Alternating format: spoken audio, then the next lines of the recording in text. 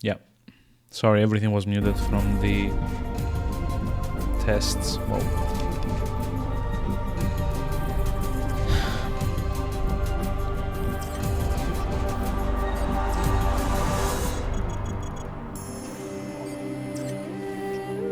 So yeah, for some reason it keeps resetting my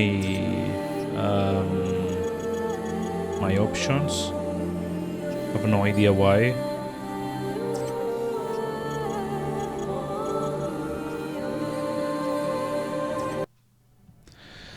So let's see. Hopefully the volume is going to be a bit better. The drop frames will just like go away. Kind of doubt it, but you know, at least it's not dropping like constantly as it was before. I really need to have a talk with them tomorrow, because this is not regular and like, yeah, I don't know. I don't like things that don't work. Especially if it's things that don't work and I can't fix them on my end. Infusion lab? Evacuated. Trainees? So yeah. Gave the order myself. What did you tell them? I told them to run. Basically what this is the sequel to a very well received game called Deus Ex, if that wasn't clear. The thing with it is that for the sequel they kind of pared it down a bit. I guess pared it down. I don't want to use the term dumbed it down because that's not actually what happened. They just like streamlined a lot of stuff that maybe they shouldn't have.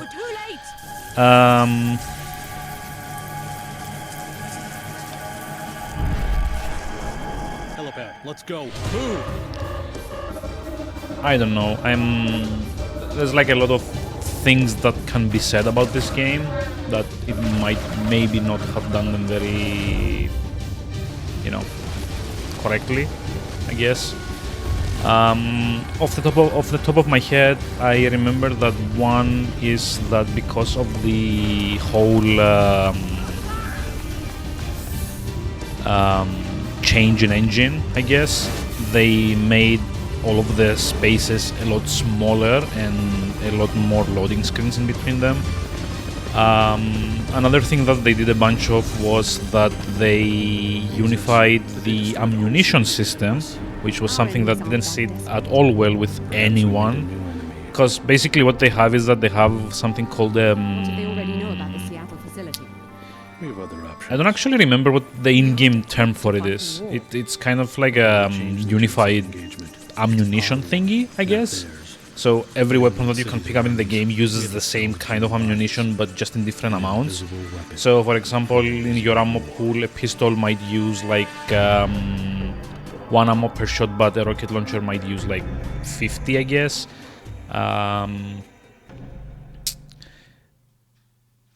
In theory, that kind of means that you don't have to do the whole like inventory puzzle, like Tetris thing that you used to do in the original Deus Ex, because you don't have to carry 50 different ammunition types around with you.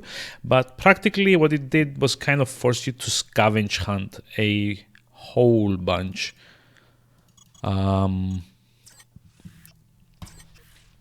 So yeah, people didn't like that either. The endings don't seem to matter as much as they did in the first one. They also do this thing where they take all of the endings of the original Deus Ex and kind of mix them into one, because the endings in the original Deus Ex kind of were supposed to be, I guess,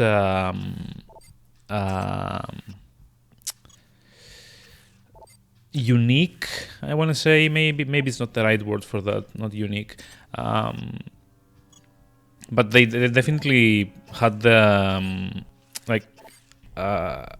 they had the space, I guess, to not all happen at the same time. But that's kind of how Invisible War rolls, I guess. It kind of assumes that all of the endings that happened in the original Deus Ex, which is the Dark Ages ending, where you destroy the internet basically and plunge them all back into the Dark Ages, or the Illuminati ending, where you give control to the Illuminati of the world, of like the Helios AI, I think, or it's like the one that you merge with Helios and you like Deus Ex.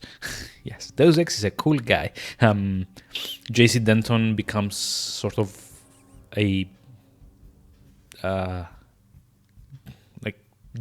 god entity by being all knowing and stuff like that. So they kind of took all of those and made them into the starting point of this game. So in this game, it assumes that there was a catastrophe at the end of the original Deus Ex that took the world a few decades back in like advance wise. The internet was like destroyed, I guess, or like the internet hubs or the governance was destroyed, riots in the streets and stuff like that. It also assumes that the Illuminati kind of are still around and calling the shots in some of the major organizations of the game, and we'll see that in a bit. And it also assumes that JC merged with Helios to become this kind of all-seeing, omnipotent entity. That's actually a bit of a spoiler for later on in the game. But for now, let's log into the microphone, I guess. Let's see how the game was. Because it's been a while since I've played this, so I don't really remember a lot about what is supposed to be going on. Your data vault has been initialized. The data vault is used to store the goals, notes, and images that you acquire over the course of the game. To access it, press V, which is not V. This is V. I think I rebinded it. Use arrows to move between the sections and pages of your data vault. There you go. So we have no goals, we have no notes, and we have the map that we found from this data vault, I guess. Alex, which is our name in this game, by the way. Can't change it. Kind of like how you could pick a name in the original Deus Ex, but everyone called you JC. I thought this map might help you acclimate more quickly to the new facility. Yay. So it's like this map. We start around here. Alex D, apartment 451. Wink, wink, get it? Hehehe.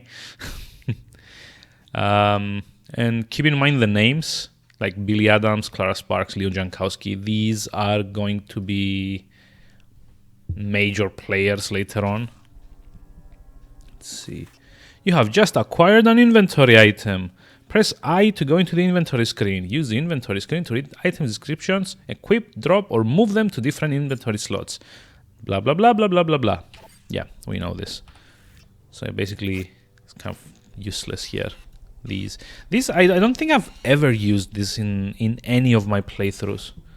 They, like in the original, there aren't many opportunities, I guess, that you actually need to see something from afar that far away. So yeah. Welcome, Alex. I see that you're awake. Just trying to sleep off the chopper ride. What happened? The guards practically dragged me to the roof.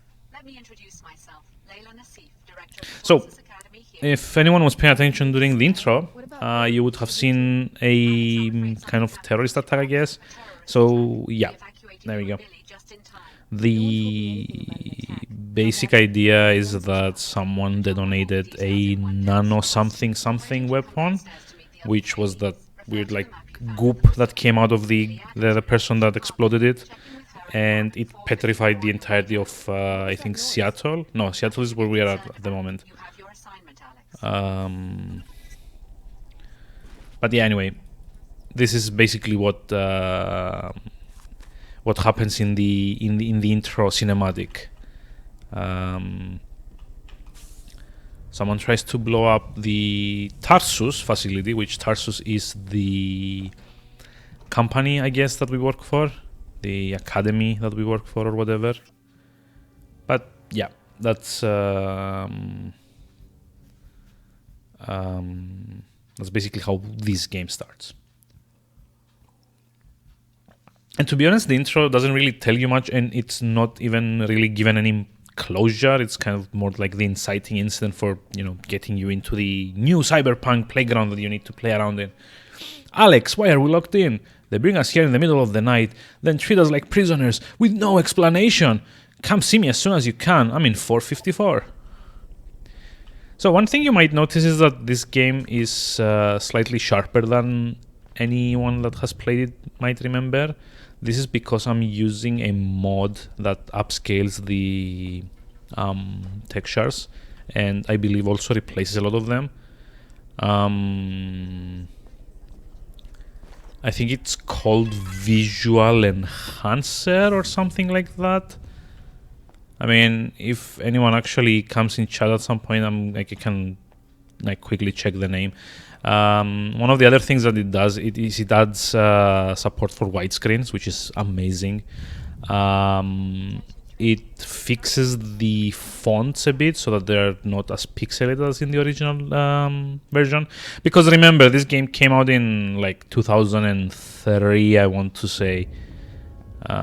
Which, I mean, you can kind of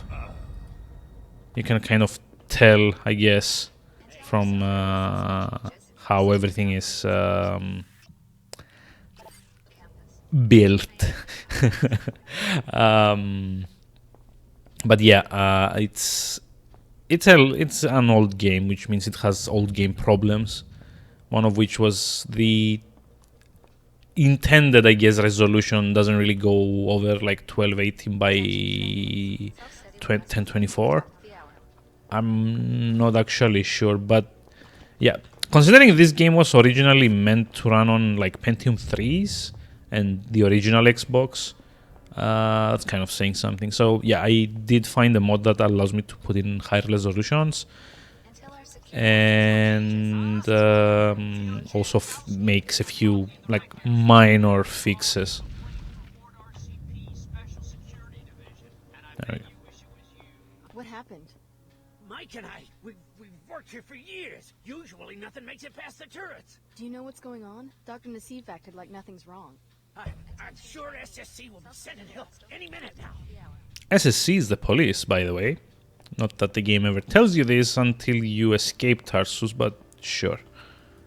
Breaking news. The city of Chicago is under attack. Yeah, so Chicago was the one that that got petrified, I guess. It is known that the city is suffering from some sort of disintegration. So this is like a one of the things that they did really well. They have all of this incidental information that you can find out, the news terminals or the books. It's like a book that I skipped around here somewhere. Let's see, two hearts beat as one. Seattle rose from the ashes of the collapse being one of the endings of the original Deus Ex.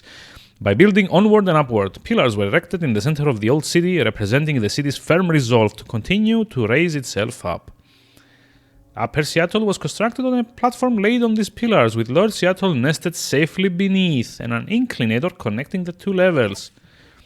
And if this sounds familiar, then you might have also played Final Fantasy VII, which also did the same idea of a city segregated into upper class and lower class, literally. So another name that you might also want to keep in mind is Pequods, which is kind of one of the coffee brands in this universe. We'll be seeing them soon. It's me, Alex. Finally, it's about time you woke up. Come on in. We've got to talk about what's been going on around here. Yep. Hi. I take it you heard the disturbance. Any idea what's going on around here? This Dr. Nassif is telling me to ignore what sounded like an explosion, and I just saw a man killed in the hallway. I tried to get answers out of Dr. Nassif, but all she'd give me is the elevator code. It's 28901 if you need it. I don't know what's going on, but it's Funny we didn't receive that better ourselves. watch each other's back. Thanks. I guess I should meet our hostess here already. Not much else I can do, and maybe I can get some better answers in person. You coming? Yup. No, not yet. I've got things to do. Please remain in the main complex. So you might also notice that the idol animations are really, really, really basic in this game. Again, 2003. I'm actually gonna have to check this, to be honest. I'm not sure if it was 2003 or even earlier. Oh, hey, more dropped frames. Isn't that amazing? Jeez. And here I thought I was gonna have actually proper stream.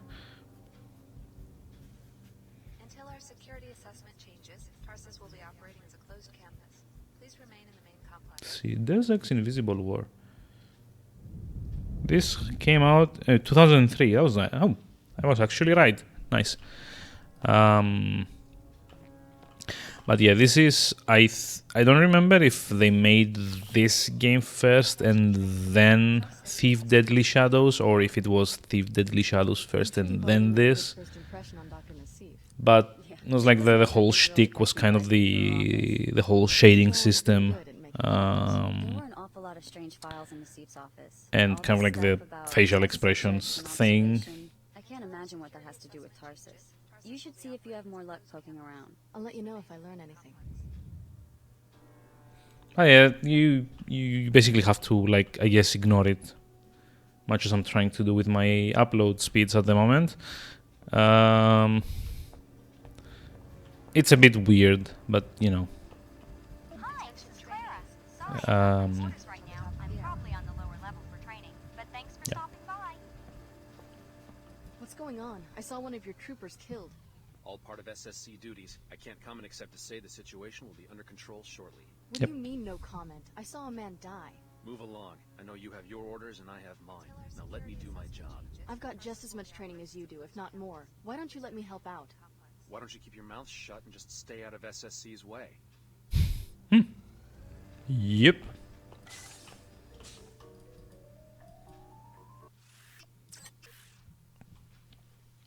So yeah, one of the other major differences with the first game is also kind of how they took away the keypad system, I want to say. So in Deus Ex, once you found the code, you also had to figure out which keypad it was supposed to be used on. In this one, as soon as you've collected a code, usually in my data vault, there we go, interacting with the appropriate keypad or door panel or whatever will automatically activate it, so you don't really need to remember which codes you've actually found or not. Come on, bitrate, don't be like that. The compass at the top of the screen shows the direction you are facing. This is useful in finding your way through the world, especially when characters you meet give you directions. I mean, we're not really gonna need it, but you I know. know what you must be thinking. Don't worry, this won't be a repeat of Chicago. The facility's under attack. By who? No one, just an isolated incident. Listen, we want the trainees to stay in the rec area. You'll be safe down here. Doctor, we have a code yellow. Hello, Stan. Are you sure? One of the guards turned up dead. I'll be right there. You'd better introduce yourself to the others. Clara's just down the hall and Leo's running laps around the track. What's going on? I have a right to know if I'm in danger. You'll be safe in the rec area. Go around. So yeah, one of the things that I agree with everyone not liking this game is how rushed the dialogue feels. There's like not a lot of emotion in there generally, and to be honest, combined with how the animations work, I kind of feel that maybe they should have given a bit more What's going on? emphasis This or facility's budget under attack. on, you know, voice acting. Upper Seattle, you know, always growing. We Like, hear it all the time. Hey, you might Let's be honest, the original Deus Ex didn't have that great of a voice acting My foster parents. cast, I guess. parents. But, terrible. you know, If I could it do wasn't anything, that let bad me know. compared to this. I'm not kidding about an attack. I saw a guard die in Um, an explosion. At least like the major players like JC and Herman Gunther But the man who and interrupted Paul me, Denton and I guess Manderley Does maybe, this sort of thing happen a lot? or like what's We were the here a couple weeks ago. After the like your attack on handler's Chicago, name? I don't remember his name at the moment. Like I think Jacob or something like that. Leo and I requested to be sent. Um, This is where you finish training and get briefed on your first At least assignment. they had memorable lines and Company I'll be working like for. had pretty expressive voices. most of the minor NPCs didn't have much in the way of good voice acting in that game either. But here it's mostly everyone. There's like a bunch of dialogue, and most of it is delivered with zero emotion. Self-study in the afternoons. Oh, and you'll be getting a suite of biomods. They give you the infusions during the first week. Sounds as though you like it here. Oh, sure. Sounds as though you like it here. This building is at the edge of Upper Seattle. You'll be amazed at what Oh boy. Leo has built. Yeah. Actually, I feel a little guilty when I think about all the people still living in. But I never really like got the whole Billy and I hate about this game. It's not an amazing game by any stretch of the imagination, but it's certainly decent enough. Like if it had come out without the Deus Ex name, it would probably have done a hell of a lot better. It's kind of like expectations were slightly too high when this came out. It's like you make one of the hallmark games of the decade. It's like Alex, 99, 2000 that like Deus Ex came out. It was on everyone's Game of the Year list at the time. Emergency? Me? You never heard the name Leo Jankowski in Chicago? And like following that with this, which was kind of like minor. right. It's great to finally. Yeah, I can see how many people might have had like slightly too high expectations. Personally, I played it on the Xbox when it came out. I actually think I still have the CD if I just like give me a moment to check. I appreciate that.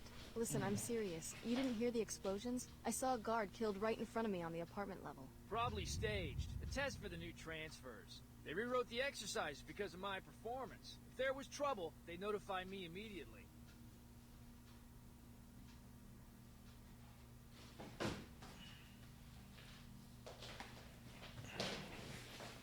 There we go.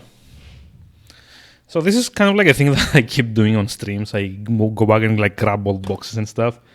It's kind of interesting to see. This actually, like the sequel actually came out on the original Xbox with like an only on Xbox tag as well, which was kind of a misrepresentation, I guess, because it was on PC as well. But they kind of meant that it was like only on Xbox from the current gen console, which was like GameCube and PS2 at the time, I think. And to be honest, they did also try to have at least a teeny tiny functional manual. Game setup. When you begin a new game of Deus Ex Invisible War, you must first make a few choices.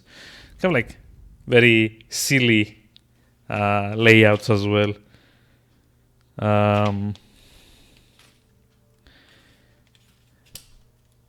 To be very frank, for an Xbox game, it was kind of impressive at the time. However, The guard was I dead. can also get like as a successor of Deus Ex, it wasn't particularly good. Sounds like you're in this for the adventure. Like I said, personally, I enjoyed it, but Foster parents enrolled me at a Tarsus middle you know, school. I never like if you can also see the scores here is like Xbox Magazine 9 out of 10, My parents were XBM aware 10 of out of 10. It kind of like says like When I got picked for the covert ops here program, I somewhere. figured, what the hell? What kind of assignment do you Like expect it did from that? really well as a console game, but as a general PC game where most of their crowd was, yeah, it didn't really do that well. Facility is under attack. Oh no! Get the med kit and the multi-tools from your equipment locker next to the basketball court. Just a precaution. I'm transferring Quickly, do the tutorial. right now. More details when they become available. Alex D's locker, goal received. So we got like we are finally starting to get objectives here. Let's see, key codes. Yep.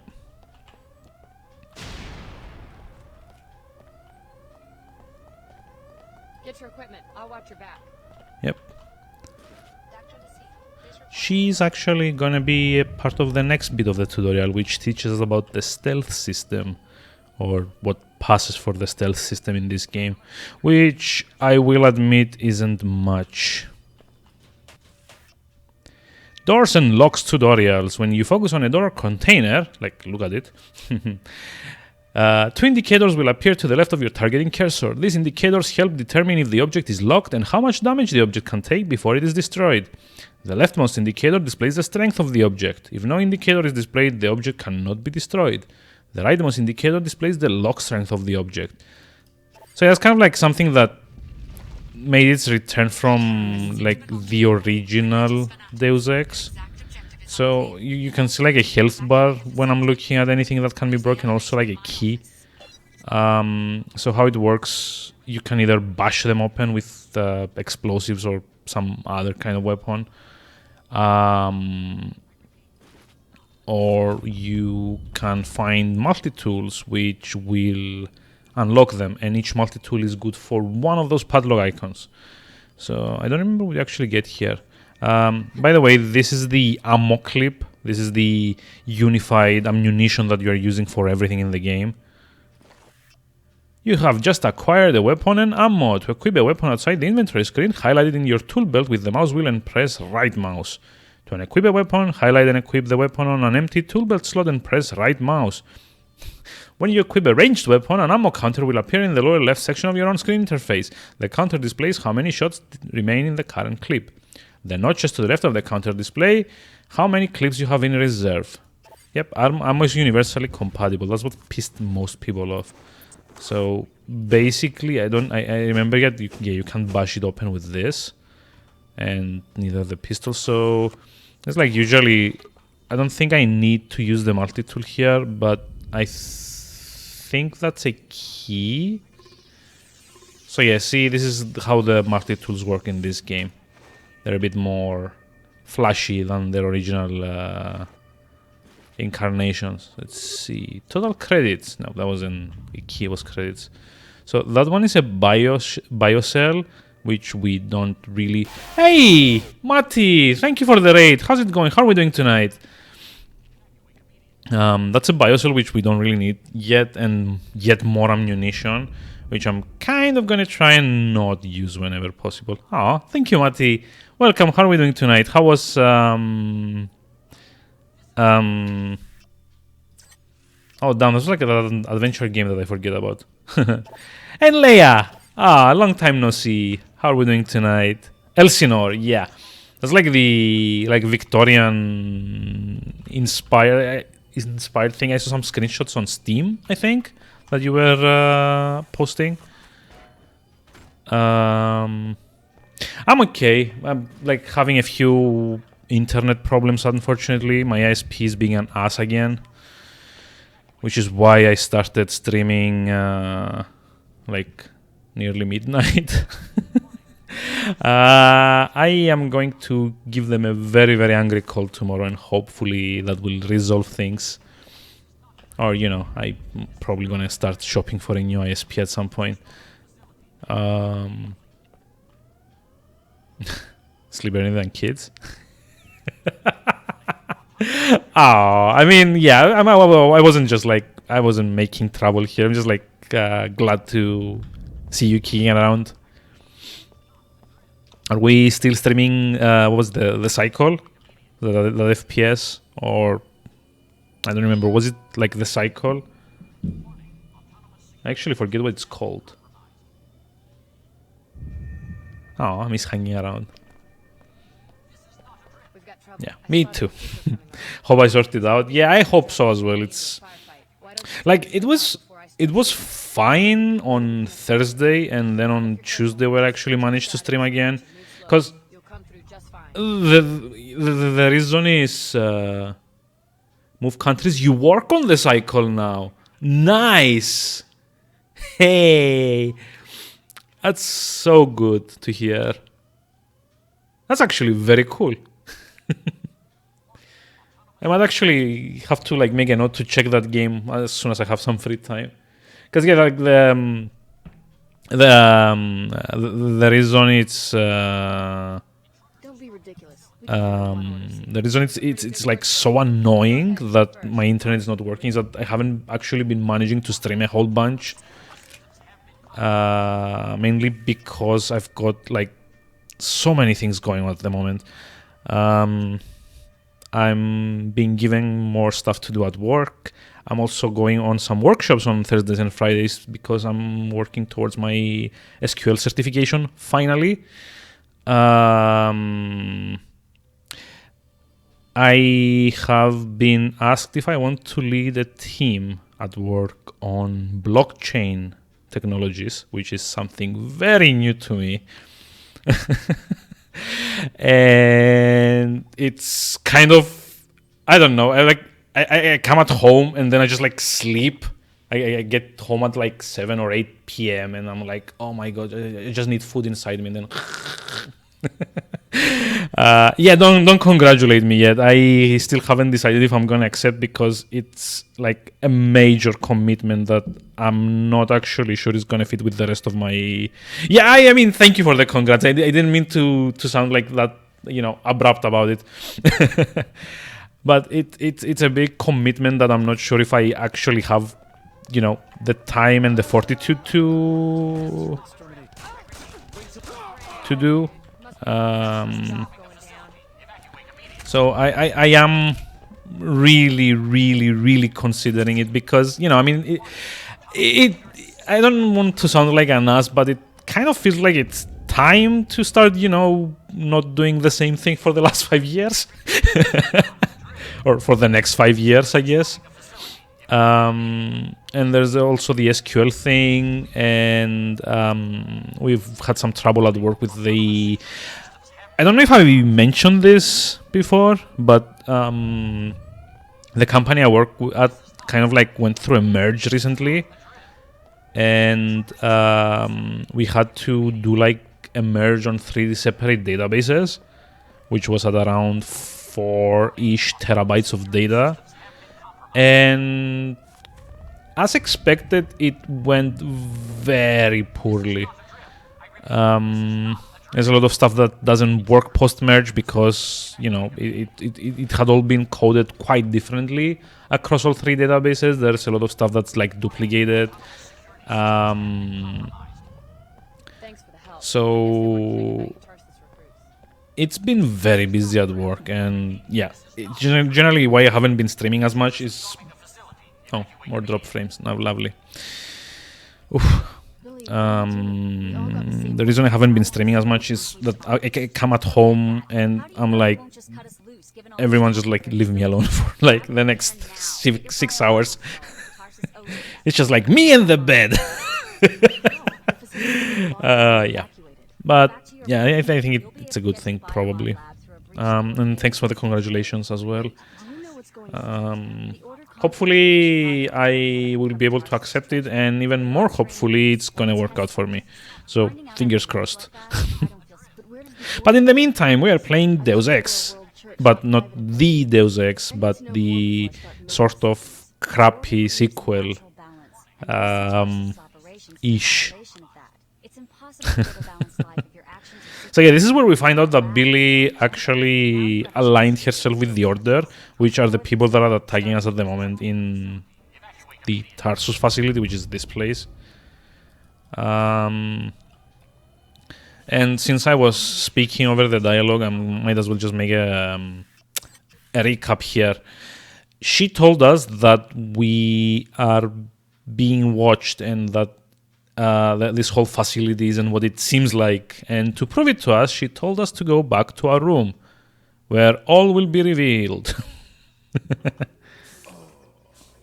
you want to avoid confrontations in the hall, you can crawl through a vent shaft I found. Sounds like a plan to me. Wait, what? When I charge him? I mean, I can handle it by myself. It's just that in training, we always had backup. You stay here. I'll take care of it. Right. What was I thinking? If you want to avoid confrontations... Okay, so we kind of need to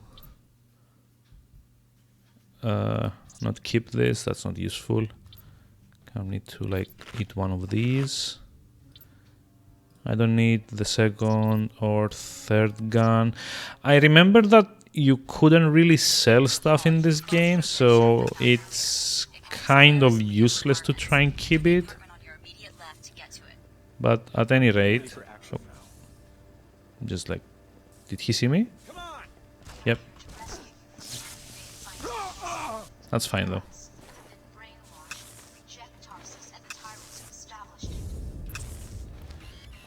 Yeah, the idea here was I was supposed to be sneaking. I didn't really do that. Because I'm only playing on normal. Later on, there will be enemies that are very, very hard to deal with if I'm not very careful. But for now, I can just like charge in. No fuss, no muss, I guess. I don't have any other multi-tools though, do I? Nope. Which kind of sucks.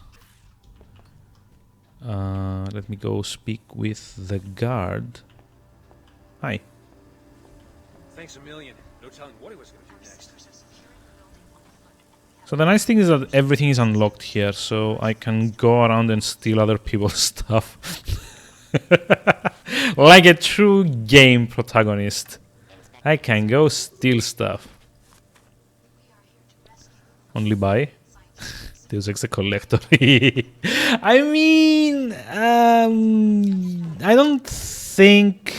don't remember. Like, there is a currency in the game, but I seriously don't remember if you can buy and sell. I know for a fact that you like 99% you can't sell stuff, but I'm not 100% sure if you can buy stuff. For sure, there isn't a vendor UI for that, so there won't be like a shop that I'm gonna visit and get like a list of stuff to buy. I think you can buy a few things through dialogue, if I'm not mistaken, especially when we meet the Omar, which are well, you'll see what they are. They are kind of weird air than the rest of the people that we meet. I also remember we could like turn on a flashlight somehow, but I don't remember how.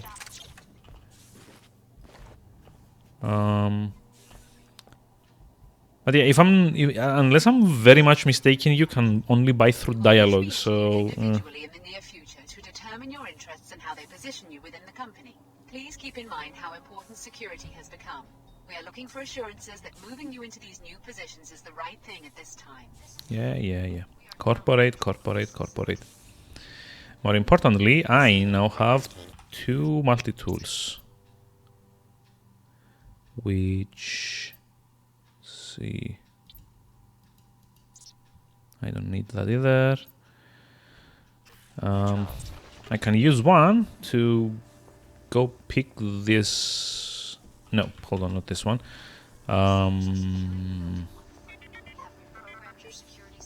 This one?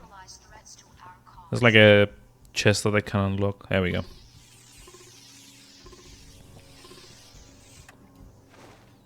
I mean, it's not like it gives me a lot of stuff, but at least having all of these different kinds of grenades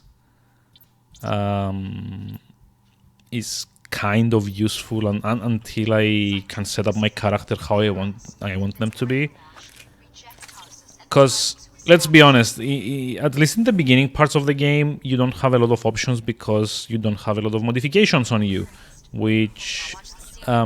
yeah, there we go. This is the big reveal that they are watching me. Whoa. What the hell? What the hell? Not just a sound barrier, she can see us. Uh-oh. What do you think she'll do? Which one is it?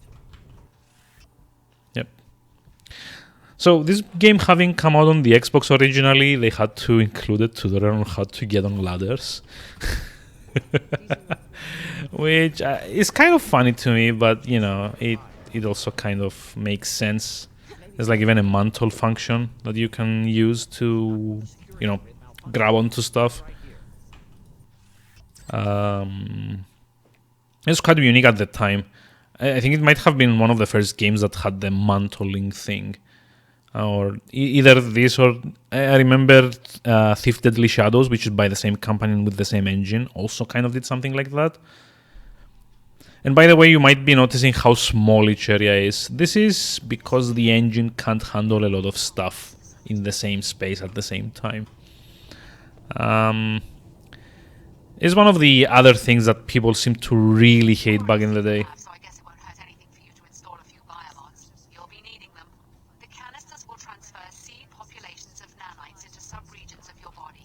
So yeah, evolving from the original Deus Ex, this is what happened. You put stuff inside you and they give you powers. That's basically what the biomods are in this game and what like the augmentations were in the original one. How old is this game now? It's 17 years old, actually. 16 or 17, I don't remember. It came out in 2003, and I think it's one of the last games that Iron Storm did before they closed. I don't think there's going to be an actual date on this thing, but give me a moment to check. It just says 2003. Oh, by the way, Matti, since you're here, at the time, this game came with a manual, and it was kind of like a common business practice to also include advertisements for other titles of the company. So this game was made by Iron Storm, but it was published by Eidos. And you being the Hitman fan that I know you are, you will remember that Eidos also had another small game out at the time. So yeah, this game came with an advertisement for Hitman 2 on the Xbox, and also Hitman Contracts coming soon with no terms, one condition. Kind of miss this whole advertising thing. I guess it kind of got edged out by the internet, but I do miss opening a big box and get a manual, maybe get a t-shirt, get some feelies, get a miniature or something, and then just like a huge pack of the company's other games at the time. Contracts wasn't that great. Yeah, I've heard that as well. Like it was I remember a lot of people describing it as like a step back, I guess. Contracts was the one that was like a flashback, right? Like it starts with 47 like being wounded or something, and having flashbacks of previous missions or something like that. So, it's like a list of all the available augmentations we can have. We don't really care about this because I already know more or less what I'm going to be using. So, in Deus Ex 1, each canister you got, each augmentation item you got, had two options in it, which were specific to the canister that you picked up. So at some point in the game, say in the warehouse in New York, you could find one that would give you a choice between the two subdermal augmentations, which one of increased your resistance to projectiles, and the other one increased your resistance to plasma energy weapons, which is like, it was mostly like flamethrowers and stuff like that, because it was futuristic, but not that futuristic to have, say, lasers. So if you wanted specific augmentations, you had to find them in specific places in the game. A nice thing that they did in the second game, this one, which personally I did like, but apparently a lot of like the other people didn't, is that in Invisible War you get your... Hey, somebody got tired? Yeah, that's me. Got tired of my connection being crap. It actually still drops frames, by the way. Not as many as before, but it still does that. I've dropped like 2 minutes worth over the last hour, which kind of sucks. Also, hey, Electra, hi, how are we doing tonight? But yeah, anyway, in this game, they changed that because they didn't want you to play through the entire game with just like the same augmentations. They were meant as more of like a swap in, swap out thing. So you can have certain augmentations and then decide you don't want them. You can just like take them out and install other ones in its place. And clearly, if you could only get specific augmentations from specific canisters, you couldn't do that. So in Invisible War, all of the augmentations are currencies. and you use currencies to unlock slots. So realistically, by around 3 hours into the game, I can have out the build that I want for the rest of the game exactly as I want it. That's not actually going to happen. I'm going to be swapping them out a bit because in some places there are augmentations that are better than in others. And they also have like a second type of currency, which is called black market augmentations, which unlocks the third option. Hey, Posh Hamster, welcome back again. I did not get the frame dropping fix, but it's also not something that I can fix myself, and it seems like my ISP is kind of behaving a bit. You might see a few drop frames here and there, but hopefully not enough to ruin the entire thing. Fingers crossed. So yeah, the way it works, for each augmentation canister that I have, I can make one choice per slot. Example, in the head, in the crania, in the eye, yeah, in the eye slot, I can either pick the regeneration or vision enhancement. The third option is always the black market one. I don't have black market canisters yet, so I can't use those. But generally for me, there's like a very specific loadout that I want in most situations. Move silent is probably the first one that I want. Kind of like need one of those. We don't really care about the enhanced strength and biotox attack. Like enhanced strength might allow you to lift some things that give you access to shortcuts, but bot domination is really what I want in that slot, so I'm not gonna bother with using an augmentation there yet. The skeletal one, thermal masking is sort of kind of nice, but then again, if you know where all the bots are, you don't even need that, because what thermal masking does is it makes you very hard to see from like mechanical units. So I don't really care about that either. Cloak is really nice, but until you get it to level 3, it's also a huge drain on energy, which is this bar here. So I'm not going to be installing that yet either. Night vision is nice because this game is like very dark. Hey, you ordered the modes. Lovely. Make sure to post them in Discord when you get them. I'm interested in seeing them. I would offer to make some for you, but I'm crap at them, so you really don't want me to try that. So yeah, let's see. So yeah, the important thing is move silent for starters, because aside from making you very, very quiet and hard to detect by enemies, it's also passive, which means it doesn't use any energy, which is so good, especially at the start of the game. Oh, in Freelancer, that's nice. I'm also on Freelancer if anyone needs data entry. Shameless plug. Wait, oh, yeah. Let's see. I think I have like a GG heart something. Where's my emote? So yeah, I recently decided I would also make a tier 3 emote, and kind of like wondering what people thought about it. There we go. Kind of like made it myself. This is the important thing. It actually came out a lot better than I expected. Oh, when is my next stream? I don't know. I mean, I wish I could tell you. I've missed having you around.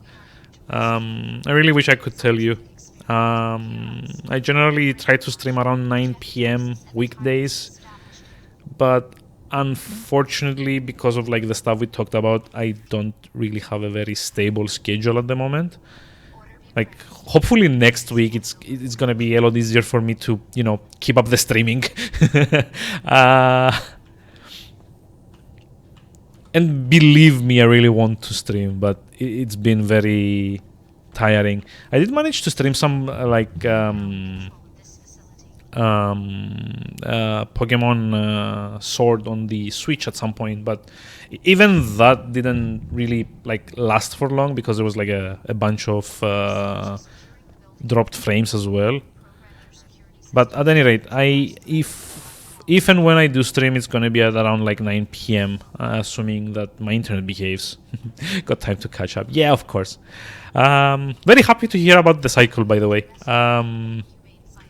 Like it's not often that people from my social circle like go into game dev. It's kind of impressive actually as well. I remember you were streaming that a lot. Let's see. Hi.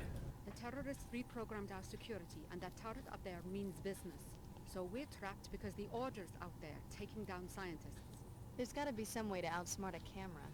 If you can sneak past the camera or take it out with EMP, you'll be... So yeah, by the way, I need to tab out to do this, unfortunately, so the game kind of like freezes. But you should also go follow Leia Sai. I always have trouble pronouncing that. Jeez. Also, Mati as well. Like, I'm not sure what Leia was streaming lately, because I don't think she has been streaming much. But go follow her. Great streamer, regardless of frequency. I mean, I don't stream very often either, so... also Mati, who's been doing the... Oh yeah, have a very pleasant evening, Leia, and thanks for dropping by. Go also follow Mati. He's doing Elsinore, and Okay, have it your way. it's like generally the go-to guy for Hitman streams as well. I just like also forgot to shout out Leoktra, who hasn't been streaming much lately, but he says he's gonna soon, and I assume it's gonna be Formula 1. So yeah, that... What? Why are you following me? So yeah, the lady is telling us that they turned on the security systems and we have to do something about it. So yeah, the reason the Nasif lady is talking to us is because we actually found some data on them watching us through here. This is on the other side. This is the room we start the game in, which I have to admit is kind of impressive because they actually keep the same state that you leave the room in. If you see, there's no chair there because we took it with us outside, and the chest is opened.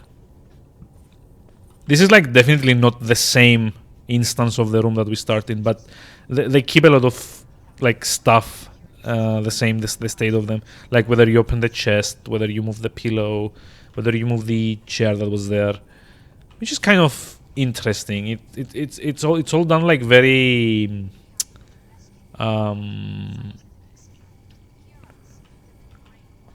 it's all done in a very, I guess, I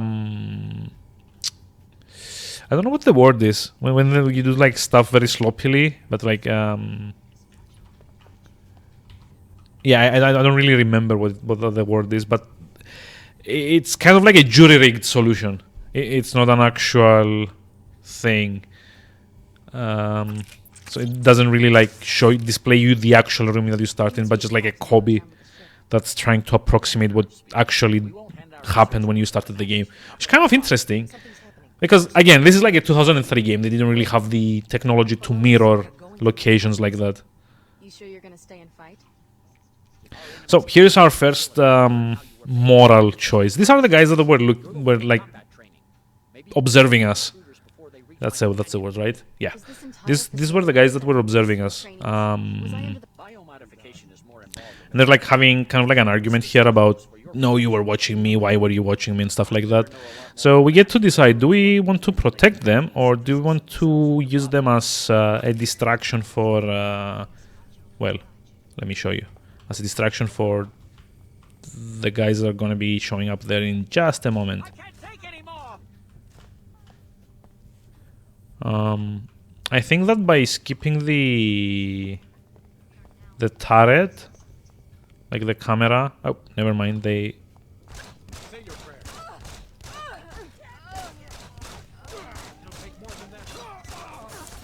Nope.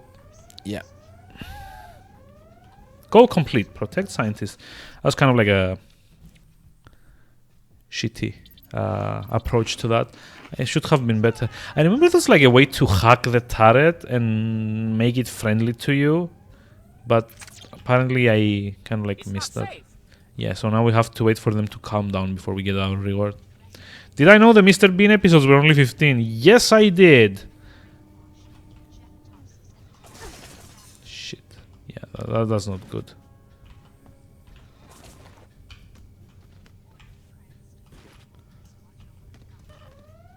That's not good. Yep.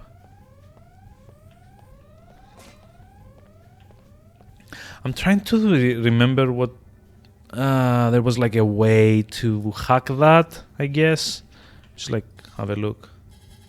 Login or neural interface required. I think that's the... maybe I should have hacked it with a multi-tool. Let's like try and load and see what happened there. I'm kind of curious. Hey, Matty, have a very pleasant sleep tight, I guess. I don't know. Like I'm having real trouble talking here. I got like so flustered with the connection thing. I even forgot how to speak English properly. But yeah, have a very pleasant evening and thanks for the raid. Thanks for dropping by and take care. Question mark. Okay, so what I will do here is I will try and hack this, but at least bypass it, I guess, so I don't have to worry about the turret activating. Now I remember that normally you can get some kind of panel and make it changes its allegiance so that it attacks the seekers that come through there instead of me. Unfortunately, I don't remember where that is supposed to be. And you know, you can see that there's like a lot of yeah, whatever. I'm just like skip. There's like a bunch of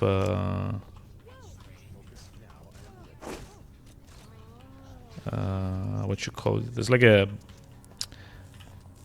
bunch of stuff that isn't really very visible, unfortunately. Hopefully the spider bot is gonna help me. There we go.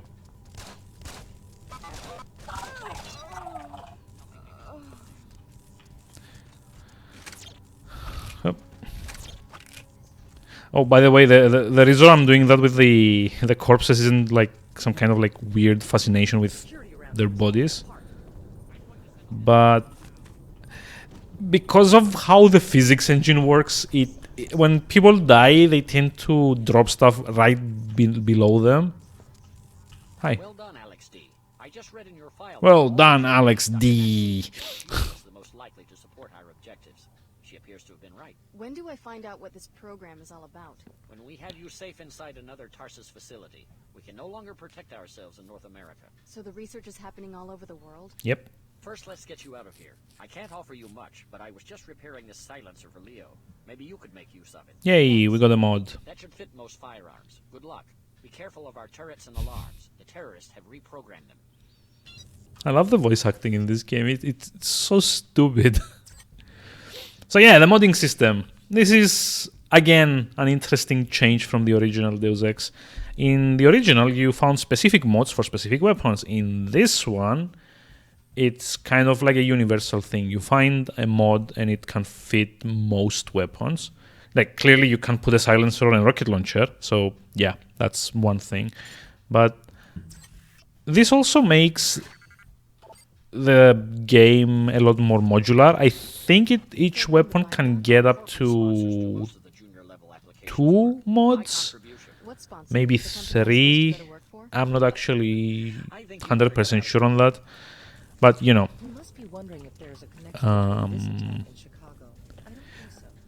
like the most useful ones are clearly like the silencer one, because it really helps with taking down enemies without being noticed.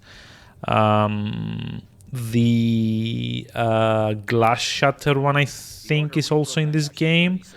It allows you to break glass without being heard, which Doesn't sound like much, but you actually have a lot of opportunities to make shortcuts this way without enemies hearing you. I guess this room might have a ceiling vent or something, but that won't do me any good. I'm claustrophobic. If you've got it's red beams that trip alarms, and green ones that trigger gas bombs. Yep. So this is where we get our first hint of illegal biomods. Now, I think there's like one up here. Come on. Let's see. No, that's money. That's a biocell. I don't think it's a good idea to waste my last multi-tool in that. I'm also not sure if like there's... Oh. Yeah, never mind. Me.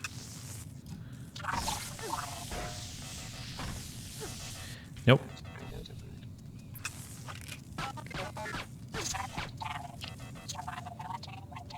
Yeah.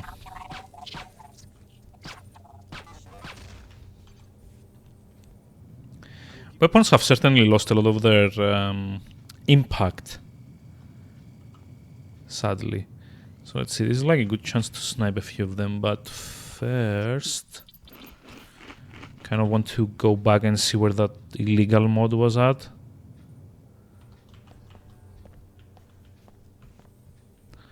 Because it would be very... Oh, whoops. Would be kind of like useful. Oh no. Blocked! Curses! Yep, hold on, this is like where the enemies are. Yep. Nope. Oh, that's like the healer bot. This is the thing that I was supposed to bypass.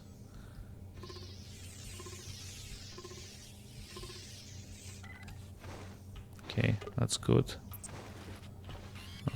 Thanks. I think I'll hide out upstairs. Yeah, whatever. Oh, there we go. See, I remember there was like one of these around here. So this one I am going to use on... What was it? Neural interface. There we go. So this will allow me to hack stuff. So basically, let's see. This thing here, for example, I can now hack it. You might not be able to tell the difference between the background and the panel, but it's there. And so long as I can keep it centered in my screen, I'm hacking it.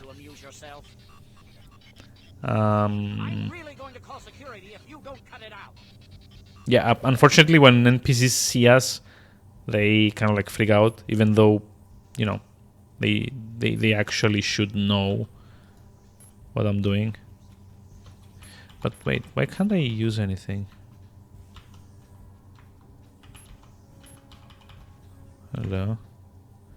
Oh, I need to press enter. Really? Yeah, okay, so all of the functions are kind of locked out to me. Unfortunately, I need to find more of the legal biomods to be able to access all of the functions on each of these terminals. Also, this thing, I can't actually lift it unless I have the strength augmentation, which is what I was talking about before. But yeah, you know, they did keep the whole playground aspect where each mission, each level, each location is kind of built into multiple paths through it, I guess. And as with the original, it's always a lot more rewarding to... Oh, yeah, there we go. It's always like a lot more rewarding to do one option and then go back and do the rest as well.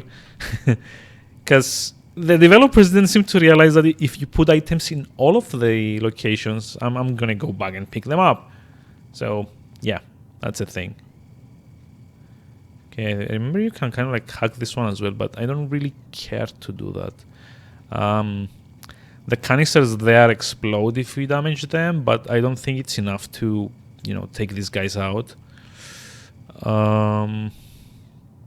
So what I think I might do is try and destroy this. It's not being destroyed. Fine. I'm gonna do like a different thing. I'm gonna like try an EMP. Which didn't work. Lovely. If I try and land it in the vent, I should have done it. Nope. Oh well. I am just going to snipe them.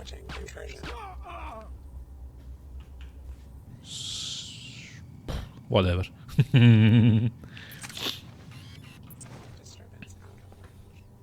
I generally like to not kill enemies if I can help it. It makes things a lot more interesting, and I feel like it kind of, you know, it kind of fits the whole playstyle that I'm going for.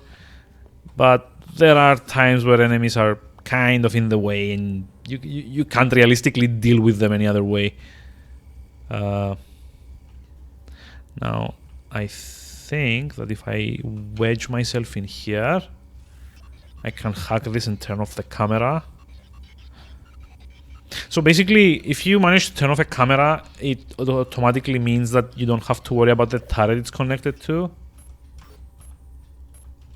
Yeah, see, I can actually turn the turret. And if I had remembered this, I could also have released a spider bot to deal with the Seekers, but that's fine as well. It's not like I wasted like a lot of ammunition. There we go. Pick the multi-tool. Actually, much else to pick up here, is there? Go up here. I think this is also the part where we meet Billy again, or her boss, maybe. Let's see.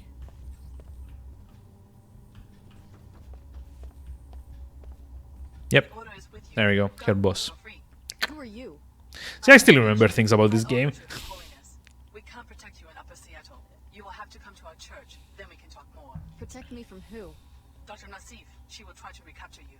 Yes. No one forced me into the covert ops program. That's because you never tried to leave. Believe me, you would have been killed the second you let go. So yeah, I don't really like the Order. They're very... The only killers I've seen so far They're very fanatical about the things they do, and I'm not okay with that mostly. You can't control your own people? Like, I've actually played through this game a couple of times already, and I don't think I fully sympathize with any of the factions. Because this is kind of like the thing with Invisible War. They try from very early on to get you to commit to one of the 3 or 4 major factions, which is either the Order, the religious guys in the hoodies, like this lady.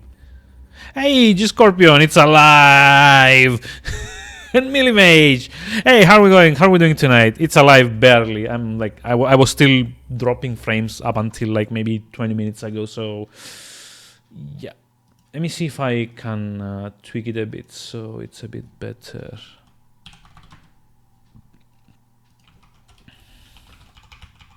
So yeah, go follow Millimage as well while I'm outside of the game. How are we doing tonight? How's it going? Speaking of the route and stuff, the game basically tries to get you to buy into one of the factions in the game. It's the Seekers that are these religious zealots that, I don't know, seem to think that they are very well dressed in these like cult robes, I guess. It's WTO, which is like the World Trade Organization, which is kind of like the mega what's it called? The mega government of this game that was what was left after the last game's protagonist kind of like ruined everything. There was... What's the other one? I think like the Illuminati are also kind of part of that, but they're sort of linked to WTO. Like the Omars are kind of like a faction, but it's kind of more like the anarchy ending, sort of. Although there is an ending where you get assimilated into the Omar, so that's kind of a thing. And there's like the fuck everything ending. That's also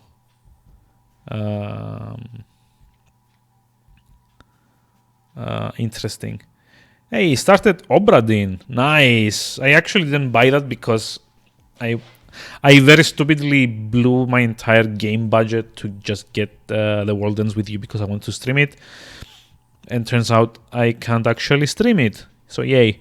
Also, yeah, Luktra, have a very pleasant evening. I hope you get some rest, some much needed rest. And I will see you on Monday, probably.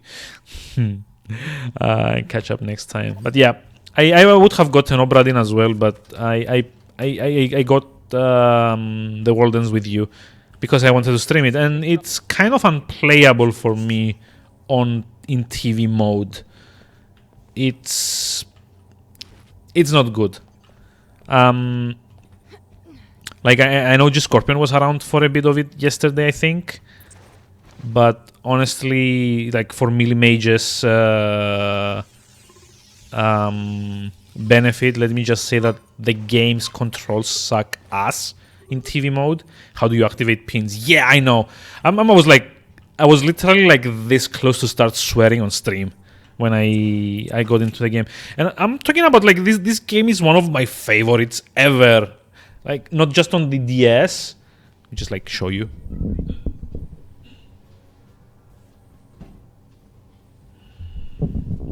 It's like one of my favorite RPGs ever. And it literally pained me to have to play it with the motion controls. I mean, it's not like the cursor idea itself is not that bad. Yes, it does need a touchscreen, and I'm kind of like happy that I can at least still play it on handheld mode, which is what I've been doing off stream. Because, you know, it generally lends itself well to short gaming sessions. So I come home from work, I'm kind of like dead tired. So I just like do like a day in the story, or just go farm like 10 or 15 noises and then just like call it for the night. So it works well. But I do still have like the original DS version, and I think my save file on this has like 450 hours or something like that, because I finished the game twice, and then I also did all of the New Day Plus stuff. Including all of the very annoying pig noises and the secret bosses, which was not fun at all. Just put the camera on top of my head. Yeah, I wish. I actually have like a lot of interesting game here that I will never be able to stream. I've got like Pokemon X, Persona Q, Professor Layton versus Phoenix Wright, which I actually haven't played yet. Or Project X Zone as well. These are all like 3DS games. Paper Mario Sticker Star I also haven't played. It's like Monster Hunter 4. That's fine. And then we have 999, Hotel Dusk, Final Fantasy Tactics A2, The World Ends With You, Professor Layton and Diabolical Box, Beautiful Joe, Kingdom Hearts. It's like, which one is this? 358 by 2 days. Lunar Legends, Castlevania Order of Ecclesia, Pokemon Diamond, Dawn of Sorrow, Mario Kart. Yeah, actually, you're gonna hear me speak about these a whole bunch, and it's like just like the good ones. Have like a bunch of other ones in the storage that I completed and immediately went into storage to just like stay there forever. But yeah, I kind of wish I could stream all of those. Like Final Fantasy Tactics Advance and The World Ends With You, and maybe, I guess, Hotel Dusk. I would really love to have been able to stream. Hotel Dusk in specific has a lot of stuff that you can talk about. Well, with what with it having a very unique visual style, and also kind of a noir aesthetic, I guess. Can't really play it though. Yeah, I mean, I guess, but you know, it's still something that I would love to stream. Like, I do still wish that at some point I am able to find or / afford a modded 3DS to be able to stream some of these. Like Persona Q, I would also love to stream, or any of the Etrian games actually. Those would be amazing to be able to stream. But unfortunately, it costs more than a Switch to actually get a modded 3DS at the moment, so, you know, kind of sucks. What's going on? Why am I the one being questioned? I just escaped from a raid on Tarsus. Let the WTO handle this disturbance. Just answer my questions. Who do you work for? Pretty sure emulation is kind of maybe there. Yeah, I did try emulating Pokemon Moon back when before I had the Switch, because I wanted to stream like a Pokemon game. And while for the most part it works, 3DS emulation hasn't still been like 100% perfected. So there are glitches, and some of them are pretty bad. Or at least they were pretty bad when I was looking into it. But yeah, I mean, maybe for like The World Ends With You, I wouldn't be able to see myself streaming it on like an emulator, because how the hell are you doing like all the touch stuff, like the mouse? That doesn't really work, does it? That sweet Switch money, yeah, like the 80-something euros that I got after like being an affiliate for 2.5 years. Yeah, that's gonna work great. Like by the time they have the new Nintendo console, maybe I will be able to afford like a modded Game Boy.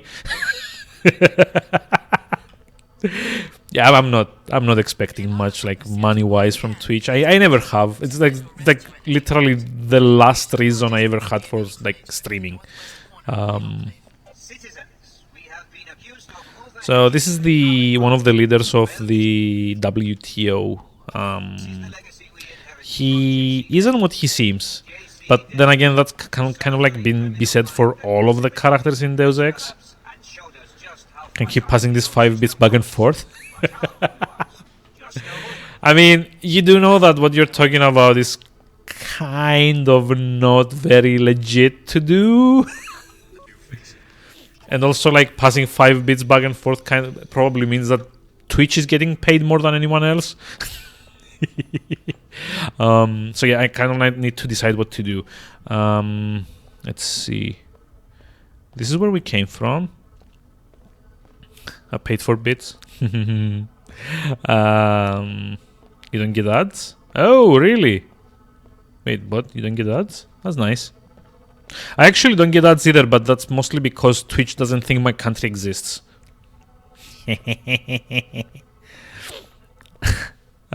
Yeah, we don't have ads for bits either, because again, Twitch thinks my country doesn't exist. Therefore, there are no ads ever. It's kind of funny to me how Twitch prefers to not show me ads rather than show me geographically specific ones.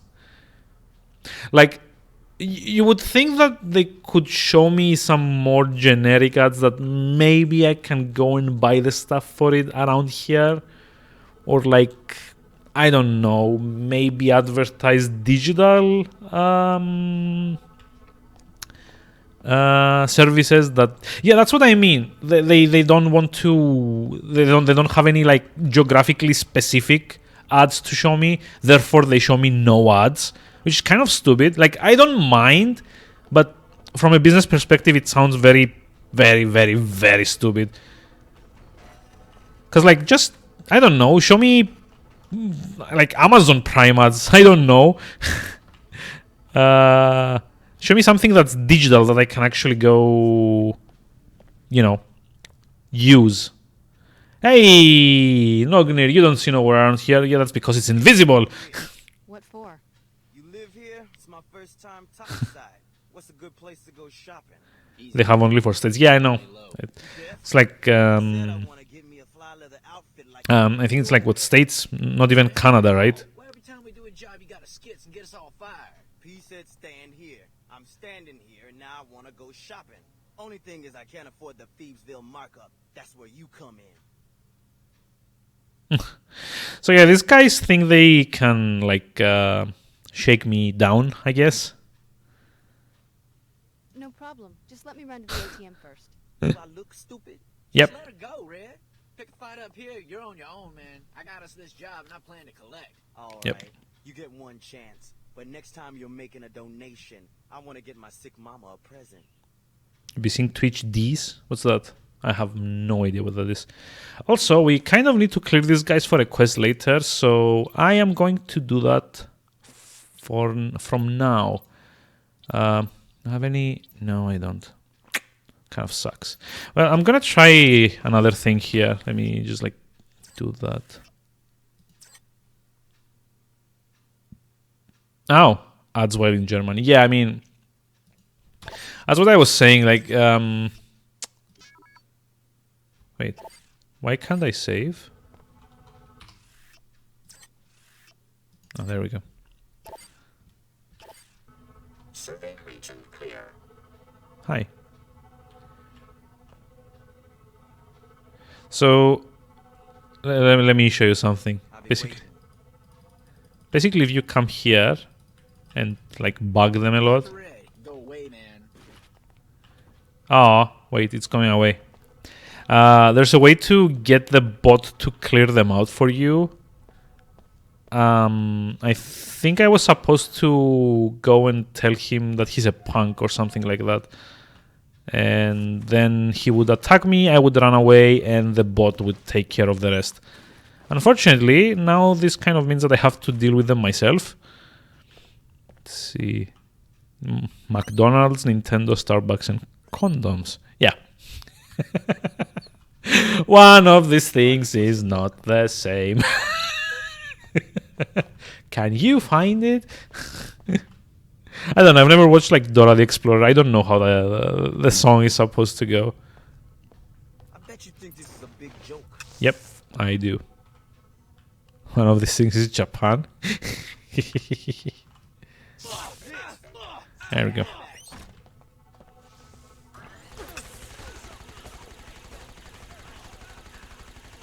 Just kind of easy.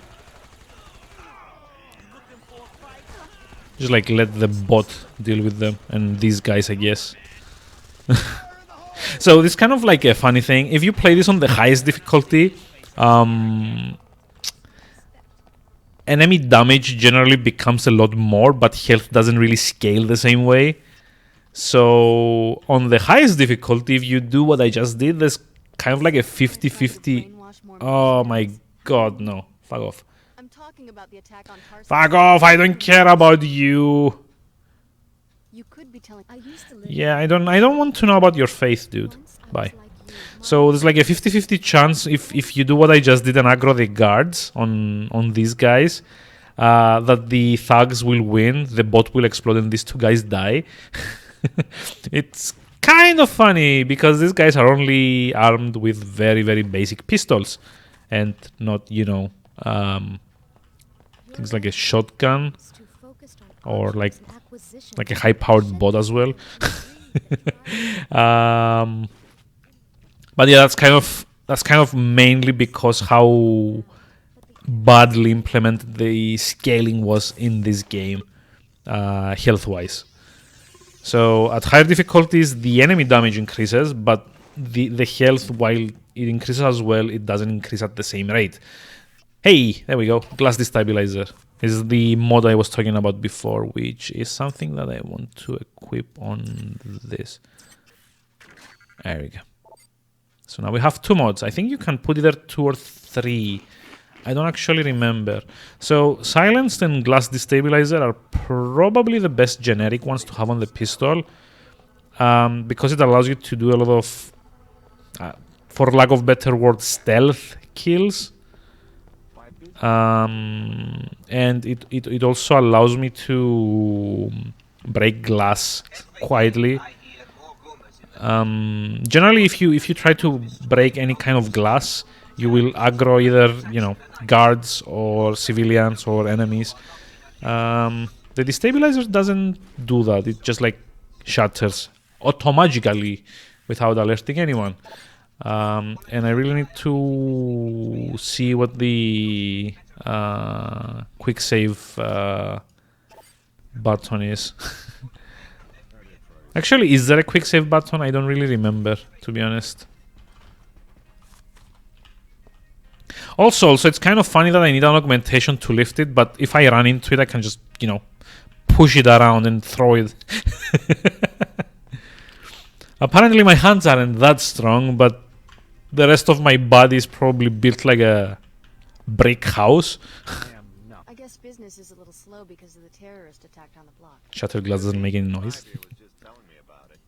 Business is always about the same, since you asked. That's what I was saying. Yeah, I wouldn't have to pull so much volume. Just curious. The Pequod's in my... Personally, I think it's about time Laura Seattle... I hear you. Have something... Not that I want to see anyone get hurt. Yeah. So this is kind of like a B story here. There's two coffee brands, both named after Moby Dick. That's arson. One's called Pequods, the other one's called Quickweggs. There's this whole side story where they kind of like hire you to sabotage the other one. It's kind of interesting because by the end of the game there's a big, okay, it's kind of like a minor plot twist, which I am going to spoil here, so if you don't want to hear it, just mute me for the next minute. It turns out that both of them are owned by the same guy. And even more, he's actually been encouraging the animosities because it drives up sales and productivity. And isn't this a very, very, very sad commentary on capitalism? Let's see, what's the quick save? Oh, F10 is quick save, really? Okay, that's like a bit far away, but sure. I mean, it's better than opening the menu every time. So yeah, the weapon mod that I got doesn't just shatter the glass. That's basically what happens if you hit it with anything. The mod that I got is called Destabilizer, and what it does is it makes it crumble silently. I don't think it's ever explained in-game how it manages that, but, it's kind of like a roll with it. That's kind of how it works thing. This is the metro that will take me to the WTO. But first, kind of need to... no, not this way. So this is actually kind of like a nice throwback to the previous game. Hey, Zainok, welcome. How's it going? How are we doing tonight? This game got way too much hate. I know. I mean, I was talking about this like earlier in the stream. It's a lot better than people gave it credit for. It certainly wasn't as good as the first one, mainly because, well, I don't mind the same ammo, like everything using the same kind of ammunition as much, because at least it kind of stops you from scavenging stuff all the time in certain aspects. I think the biggest misstep was kind of how the new engine forced them to have everything in like much smaller spaces. Yeah, at least it's not The Fall. I know. Yeah, The Fall sucks. No one should ever try to play The Fall. That's a bad game. It's not just like a crappy Deus Ex game. That's like a bad game. But yeah, this one I think the biggest missteps was kind of like the bridge was even worse.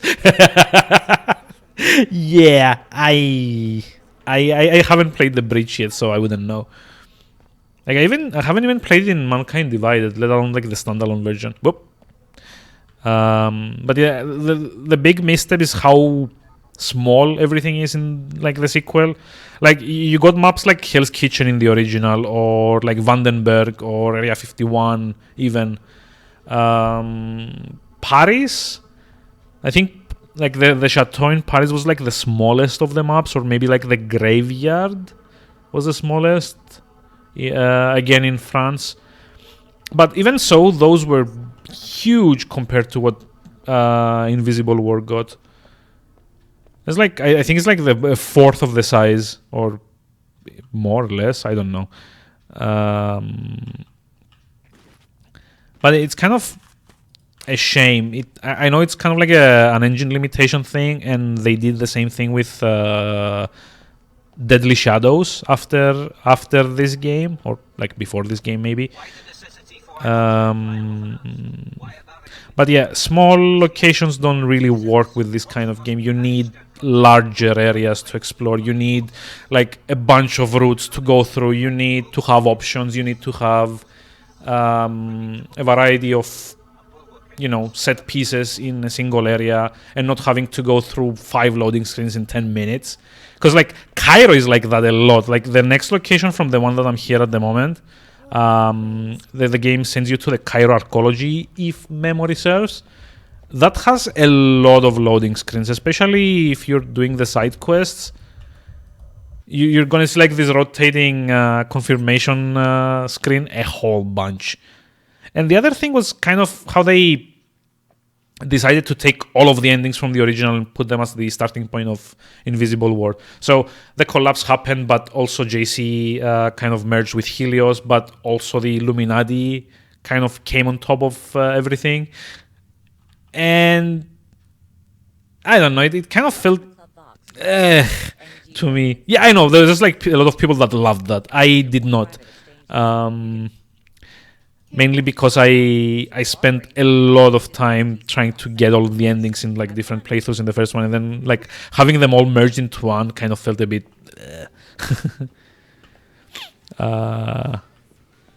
It's like Dragon Break in Elder Scrolls. Not sure what that is. Deadly Shadows was nice. Yeah, I know it was nice. Deadly Shadows. Oh, this is hard to explain. Deadly Shadows was a lot more economical with its spaces. Like Invisible War kind of tried to do this thing where it populated the locations with a lot of architecture, a lot of corridors, a lot of small rooms, stuff like that. In Deadly Shadows did not go about that way. It tried to have like more wide spaces, but it's kind of hard to explain. There's like a lot more decoration in Deadly Shadows, and because you have to interact with a lot of it, it kind of gives you the illusion that the spaces are a lot bigger than they actually are. Like for example, in Shalebridge Cradle, which is like the place that everyone ever describes that has played that game. Which is the horror abandoned orphanage place. That one is not much bigger than like the outside area from Chicago, or Seattle, Upper Seattle. Yeah, but the way they did it, they kind of like made it multi-tiered, and they put all of these like bigger, longer rooms in it that you have to go through, and most of them have kind of like haunted set pieces. So they, instead of like enlarging the spaces, I think what they did is they kind of like force you to slow down, so you still get the sense that it's kind of like bigger than it actually is, if that makes any sense. Why can I mantle up there? Okay. So why did I even come in here? Let's see. Why? Mantle. Do it like this. There we go. Yep. Oh, okay. So, yeah, I don't think a lot of series actually went that way. Like, everything in the prequel kind of became true. I'm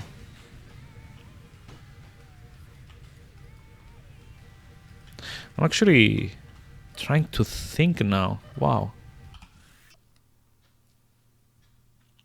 I mean, to be fair, there haven't been like a lot of series that go for this much consistency at the end of the day. Oof, have a lot of stuff, and I don't need a lot of stuff. I don't actually need this because I have the stun prod. Okay, EMP, mine. And technically I'm not allowed to be back here, I think. So if anyone's... Yep. Yep. No! God damn it! Baton! You betrayed me! Yeah, I'm quick loading this. I'm gonna be more careful about where I drop my shit. But yeah, anyway, it's like mostly the issue that most anyone had with this game was the very, very frequent loading times, for one. A lot of people did have issues with the unified ammo count as well. I didn't mind, to be honest, but, you know, it's perfectly understandable that people might have had an issue with it. Let's see. Actually, don't I have like a... Nope, I haven't upgraded enough yet.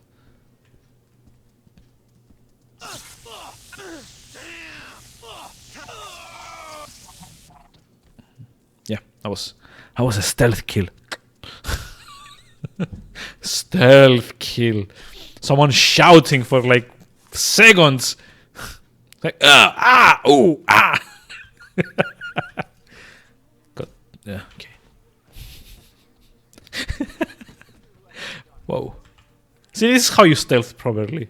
You need to be economical with your space, as I said. Wow, Alex D is kind of like a psychopath in this game. Deadpool stealth kills. I haven't actually played Deadpool, damn it. Like when it was on Steam, I didn't really get around to buying it, and then they removed it, and now apparently it's very, very rare to find it anymore. Like it used to be that you could maybe somehow manage to get it off of Amazon because they had like stock left over, but that's not a thing anymore either. Oh, hey, I actually managed to disable it without... That's nice.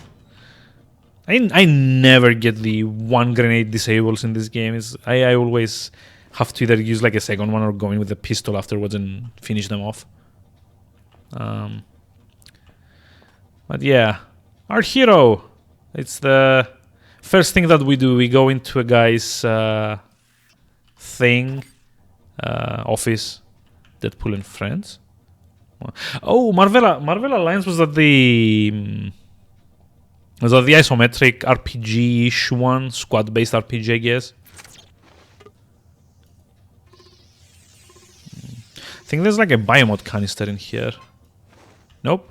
Okay, like a lot of money at least. Yay. This is WTO Security Chief Donna Morgan.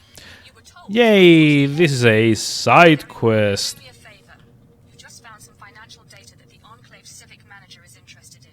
I'm sure that he would be happy to give you a citizen's bonus if you reported it to him at the WTO air terminal. Yep.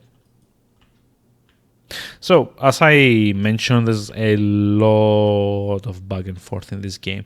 Had I been following the objectives, I would have had to go to the metro station, WTO terminal, then come back here and do these side quests. I think there's another one, except... Whoops. Whoops. Okay, that doesn't seem to be a good thing. The end credit is just Deadpool breaking the wall. Well, okay, I guess. I mean, typical. But yeah, I would like to play Deadpool the game at some point. Unfortunately, you know, it's no longer available on Steam. I think probably because of music licensing issues. I don't know. It's not like they're very, you know, forthcoming with that kind of information. I remember when Tony Hawk's kind of came and went on Steam in like the span of a year. Everything satisfactory, miss. I am the owner. Just take Everything satisfactory, miss. I am the owner. Am I right? My cousin used to run a clinic. Why do you want to know? Just check out the key store. All security matter. I've had trouble finding reliable protection. You see, one of my VIP Wait, the music industry needs to get with the gaming times. Yeah, I mean, lawyers say the club member did. I mean, come on, like, realistically, the last price for Deadpool key was 149? No. You're asking me to murder an Enclave citizen. Tell his bodyguard that you're handling the SMG shipment for an arms smuggler named David Kurzak. That'll get you inside the apartment. Do this, and I will pay you a handsome reward, plus a VIP membership. Repeat anything I just said, however, and you will join Mr. O'Rourke in a long trip to Lower Seattle from the Space Needle Overlook. Okay. Thank you for choosing Club Fox. It's like the other thing that kind of like made an impression in this game when I first played it. Everyone is so very open about breaking the law. Like, this guy basically has never seen me before, and he's, excuse me, can you kill someone for me? And in case you tip the cups off, I will end you. Let's see. There you go. Oh, that's actually... Ah! Nope. I actually landed on this guy. Wow. Thank you, Lionel. Yeah, but I'm not a professional, is it? Is it? Wow. English, thank you. I'm not a professional, am I? And even if I were a professional, how would he know? Right? I take money? Not yet. I'm supposed to take money after I still buy music. So, this is NG Resonance. She's an AI, and also not an AI. The NG Resonance we are talking to is an AI, and I'm gonna spoil something other major in this game. She's a tool of the government. Like, quite literally. Like, this game had some very, very interesting ideas at the time. No? What? What? What's that? I guess you're not I mean, it's like a 17-year-old game. There's like no statute of spoilers here anymore. WTO security would like to... You know an awful lot about police. Like you said, I talk to everyone. Yep. If you learn what goes on there, please inform me. Hi, I'm NG Resonance. What would you like to talk about? I like your music. I think you're lying. Hey, I'm a fan. You're not supposed to argue. I'm supposed to make you like me. You like it when I argue. Ouch. Game literally spoiled. No, it hasn't. It's like basically not even a B plot. It's like a Z plot at this point. You actually have like two interactions with her, and then you see the real one at some point at the end of the game, at like maybe the second to last area, I think. Now, please behave in chat.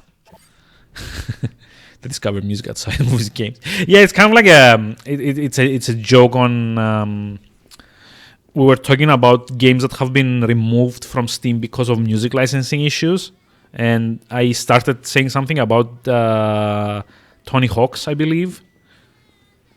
So they kind of did a remake of the first Tony Hawk at some point. This game is infinite. I mean, in certain ways, that's one way to look at it. But anyway, just like finish really fast what I was talking about, because I'm going on tangents again. Tony Hawk's had a remake a few years ago. By most accounts, it was kind of a shitty remake because they somehow managed to fuck up the physics to the point where you were doing grinds on rails, kind of like this, and your character would just like fall through the rail and lose the combo. And for anyone that's played a Tony Hawk game, you know that combos are kind of a big deal in that game, especially when the game asks you to, get high scores, get specific high scores.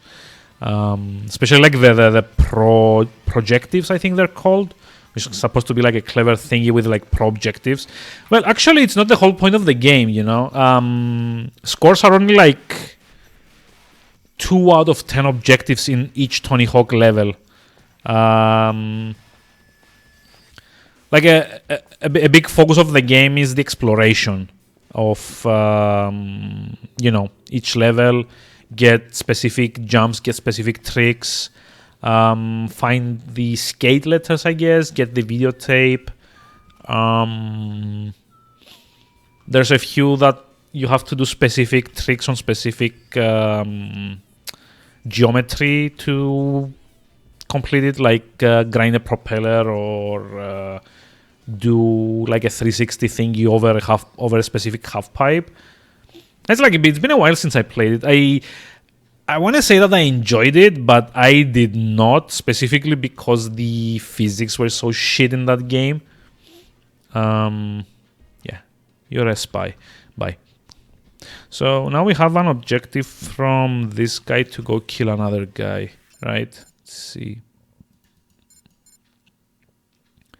The Honor Club Vox has asked you to assassinate lawyer Kevin O'Rourke in Suite 2226 of the Emerald Suites.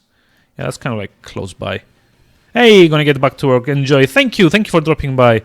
I'm not actually sure if Zainok still streams, but go check him out maybe if he does. He can give you answers for all of your achievement needs.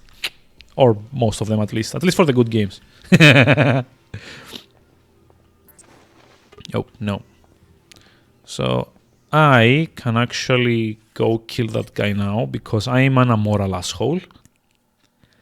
So yeah, it wasn't a particularly good game, the remake of Tony Hawk's, and it was even worse that they had the gall to lock a specific move and beyond, into DLC. So there's this one move that you could do in Tony Hawk's 2, not the first one. And the remake of the first one actually included some levels from 2. There's this move called a revert, which basically happens when you land on a half pipe. You could actually press a button to do like a 180 swap that went immediately into a manual, right? What this did was kind of allow you to continue your combo a bit more. And they went and locked that behind a DLC, which also locked, I think it was Steve Caballero, I think. It was like a couple of skaters that were originally in 2, and they kind of also put them in a DLC. And that was shitty because the THPS 2 levels were kind of built around combos with the revert in mind. So you had to figure out stupid ways of chaining like a million grinds to get the same score that you would normally have a lot easier time getting otherwise with the revert. Inventory is full. Really? Wait, what's this? It's like a multi-tool. I only have 2. Why isn't it stacking? Okay. Well, I don't want the concussion grenade anyway for now. I'm just gonna pick the multi-tool. I thought the multi-tool stacked higher than just, 2. So we can speak to this guy to buy the master key, I guess. Let's see. You must know all the ins and outs of this place. Heck yeah, I've got the keys and codes for every door in this place. I know what everyone is doing here. Then they're not paying me. Wow. No, that's going too far. I just poke around when they're not home. Really? For the penthouse, though, you need the key to the back door since the elevator's out again. Since my salary is a joke. So let's see. I'm gonna take the master key. Here you go. Just be careful. Some of the tenants are a bit more paranoid than others. Okay, so that's fine. So what I just bought is the key that allows me to unlock all of these rooms, and for a few of them there are a bunch of stuff that I can pick. Good work. You found Dr. Nassif's place. Now see what you can learn. I think if the guards see me enter the room, they become hostile, which was kind of like a moderate to big deal back in the day. Blah, blah, blah, blah, blah, blah, blah, blah, blah. I don't care about you. Yeah. Which kind of brings me to another thing that I didn't like about this game back in the day. All of your classmates, I guess, they go so much into their respective factions ideology that it becomes a bit comical, I want to say. Like, here's Billy, who actually suspects that people are watching her in Tarsus. And the appropriate response, apparently, is to start, joining cults somehow. I was informative. Wait, what? Mine or Millie Mages? I'm calling it a night. Have a very pleasant evening, Nognir. Thanks for dropping by. And sleep tight. Appropriate response is bullets. Yeah, I mean that as well. Ooh, hey, I'm actually full of EMP as well. Why am I full of EMP? That's weird. Scrambler. We do want the scrambler. We don't want the flash bomb. Never mind. EMP is much more useful than that. Concussion, neither. Oh yeah, we actually got another black market biomod as well. So I can actually... Oh, hold on. It's like a regular? Huh?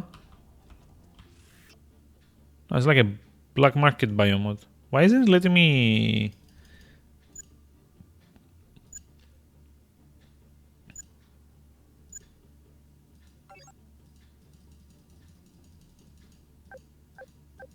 No, oh, I don't actually have a black market canister.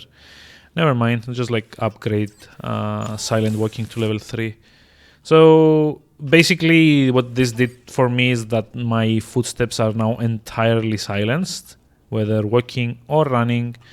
And I also take a lot less damage from falling with this, which is kind of like a nice perk of having this biomod. I mean, it's not something that will hugely benefit me, but, you know, there might be some cases where I can fall from slightly higher without killing myself. Also, I need to be very, very careful of that bot.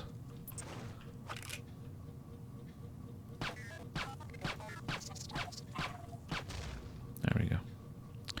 Hopefully no one heard that.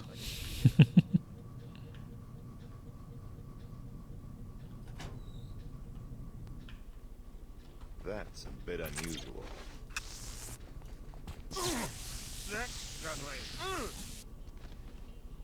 Okay. I think this is the guy I'm supposed to be killing, though. Let's see. I'm full of ammunition as well. Huh. Okay. No, I'm not. So, let's see.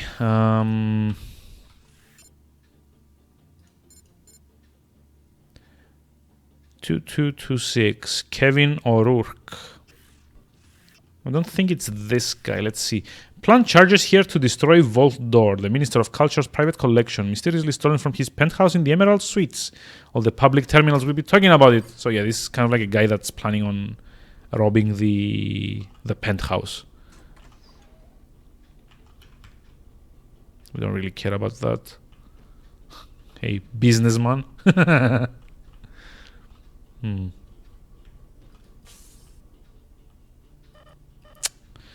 I wish the game had more space. Doesn't.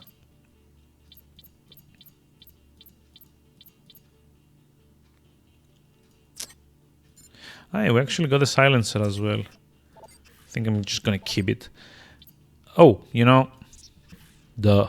I don't know why I was keeping the binoculars. It's probably like one of the things that I really don't need.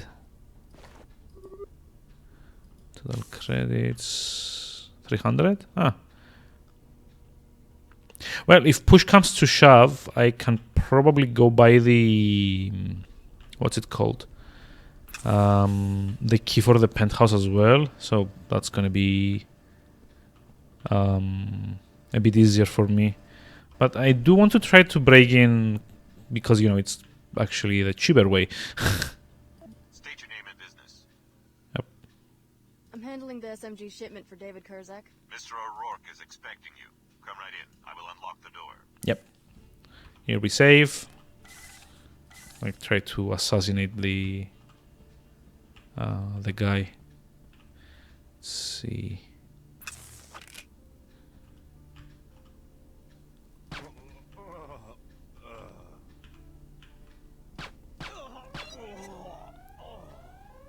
Oh no, he hit the alarm.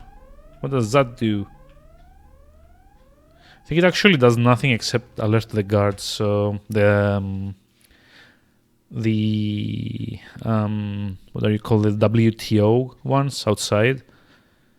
So I can just like reload and retry. You will see a lot of that in this game.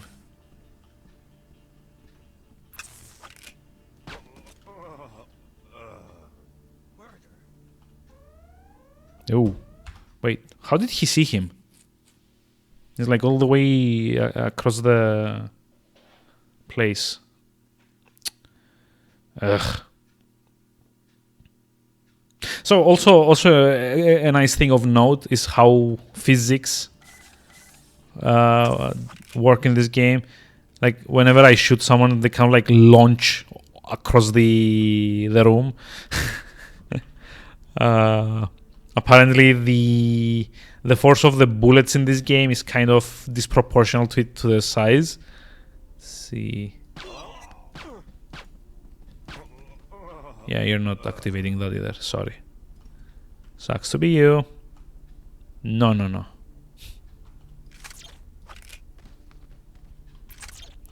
Okay, so that's it for that quest, I guess. Do you actually want to get a shotgun? I don't think that we do. Like realistically, I wouldn't even be collecting the concussive grenades, but I do remember there are a couple of places later on in the game where you can explode stuff, can blow them up to, you know, gain access to places that you couldn't otherwise. Let's see.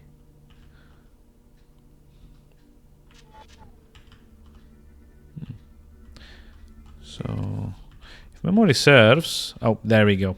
We do want the sniper rifle. Because I'm not actually playing it fully non-lethal. Doesn't really make sense to me to do that.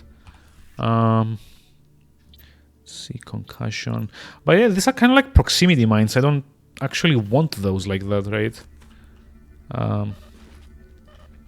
Spider bombs, so and so.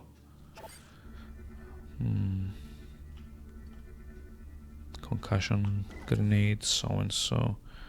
I don't need the sniper rifle though. I am going to have to kill stuff from afar at some point, and silenced one is probably a good idea as well. Okay. There is a mission I want to say to... Wait, why is it stacking to 4 here, but this one is... Okay, that's kind of weird. That's very weird. So yeah, there's like a bot there. It's like a big no-no. There is like a way to get the side quest here somehow to get into the penthouse, but I don't actually remember how you're supposed to do that. See, the actual penthouse is a different location, so you don't actually... Let's see. Kind of like want to use this one to get out of the inventory. Yeah, for some reason it doesn't stack with the rest. So this is like the Emerald Suites penthouse. Remember when I said that there were a lot of loading screens? This is the thing. The top floor of the apartment is a totally different location to all of the other ones.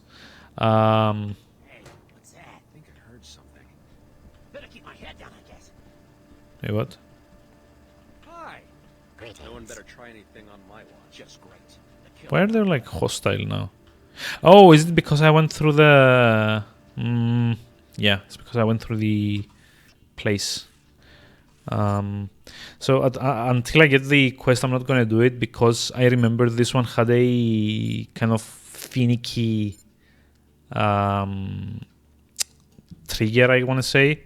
If you actually tried to go to the penthouse before you were meant to, the quest kind of like played out very weirdly somehow. I don't remember how exactly because it's been ages since I've played this, but I do remember that you generally don't want to do this out of order, this specific one. While all of the other ones have even have like special dialogue for doing them out of the intended order. For this one, I think something went wrong.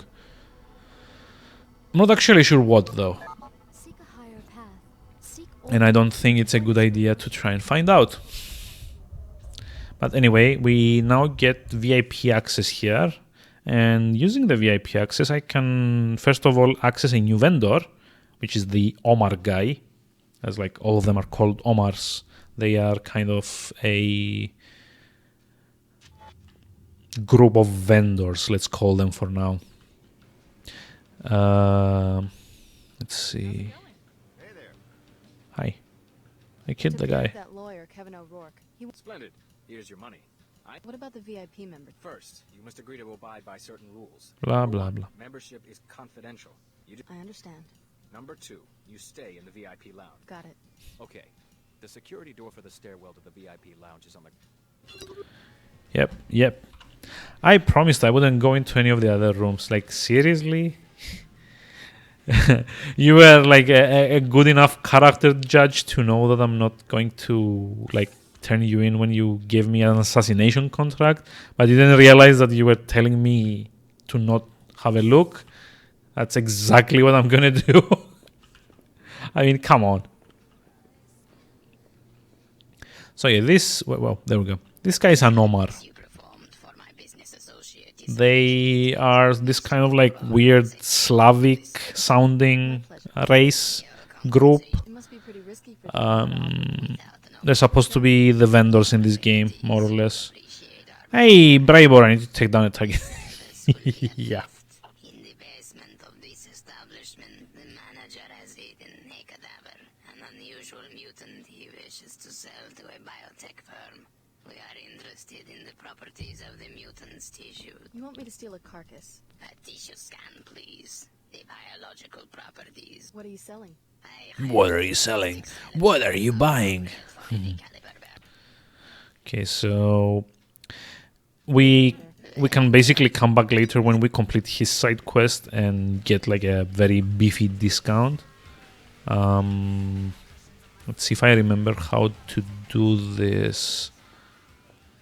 You have to go through here and not be seen by that guy. You just like save. So yeah, basically the whole Omar thing is that, well, I don't know. Like, does anyone seriously care about spoilers at this point?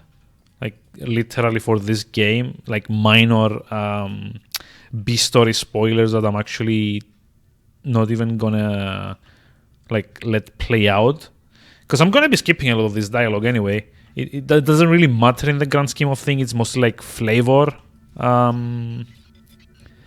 for the world building. So I might as well just like discuss it while I'm encountering it. So the idea behind the Omar is that they are this kind of hive mind, I guess, organization, if you would call it that. That are kind of, I don't know, I want to say they're kind of inspired by the Borg, in that their whole shtick is that they kind of assimilate technologies in order to improve themselves. So basically what this guy is asking me, like, check this out, it's like one of the Greys from the first game. There we go, we got the scan. There we go.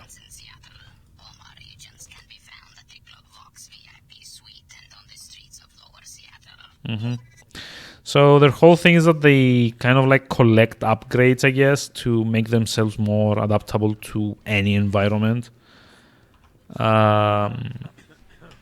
Which is why they ask you to steal a tissue scan from the corpse in there, because they kind of want to get its resistant to heat properties or something like that.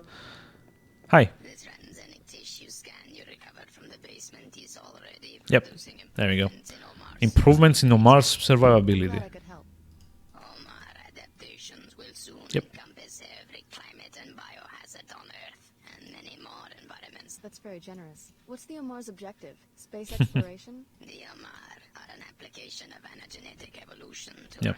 So yeah, you can see why I want to skip all of these. They're kind of interesting the first time you hear them, but by this point it's kind of tiring to wait. So yeah, they even tried to tie it into the first game, because these guys were supposed to be the leftovers of some VersaLife experiments.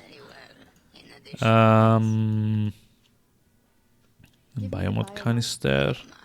Kind of like want to buy these as I find them, because they're very, very useful. I can actually go to level 3 neural interface.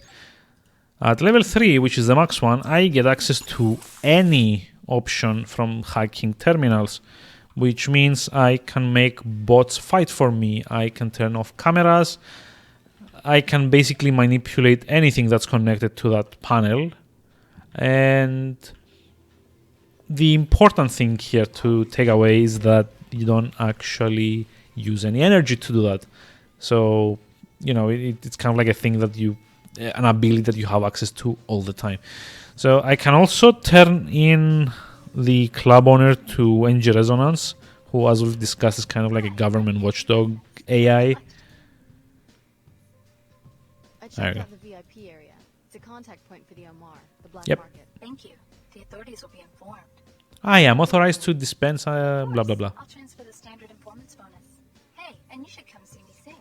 I'll put you down for a free ticket. Good for any NG resonance show, foreign or domestic. So it's kind of I don't want to say scary, but it's kind of weird how topical some of this stuff feels nowadays.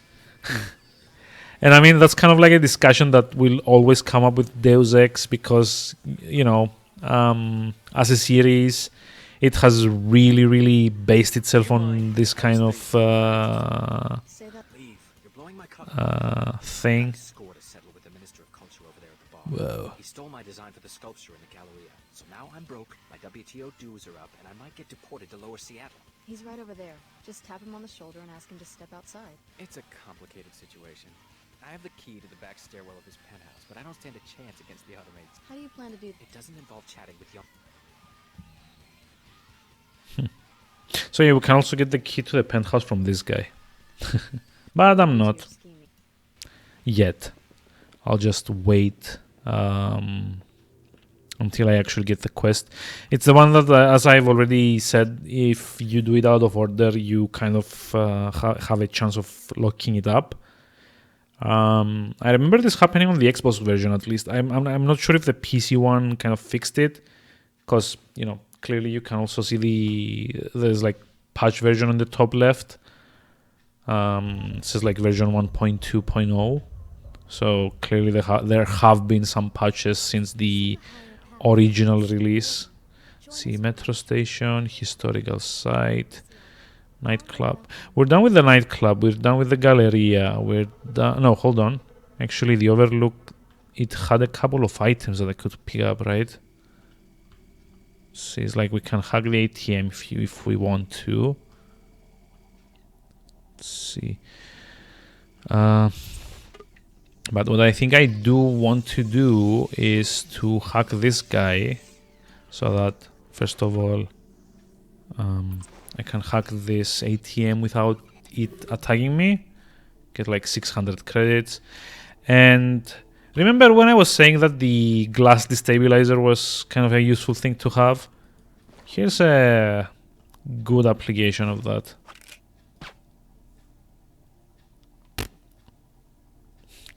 no sound, and an added bonus to that is that this red border is kind of an alarm, so if you break the glass, that turret would have activated. But now that I did this, it doesn't, and I get to get like the multi-tool and the energy tool without any trouble, which is lovely.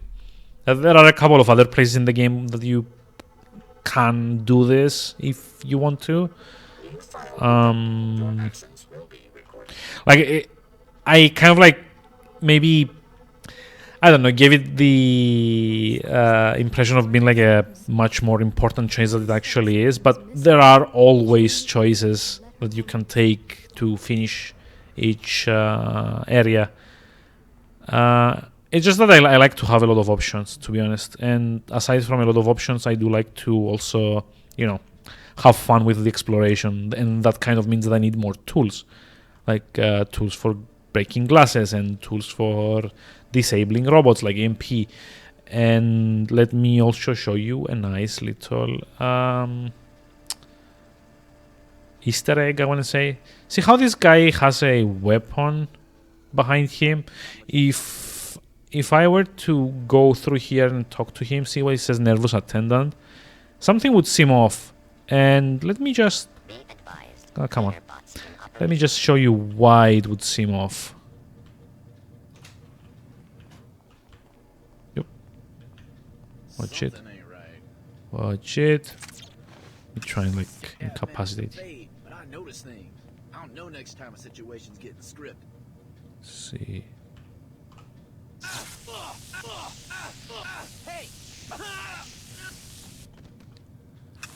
By the way, believe it or not, this is actually like a stealth takedown. There's like a way that you could drop them in here, but for some reason it doesn't seem to work.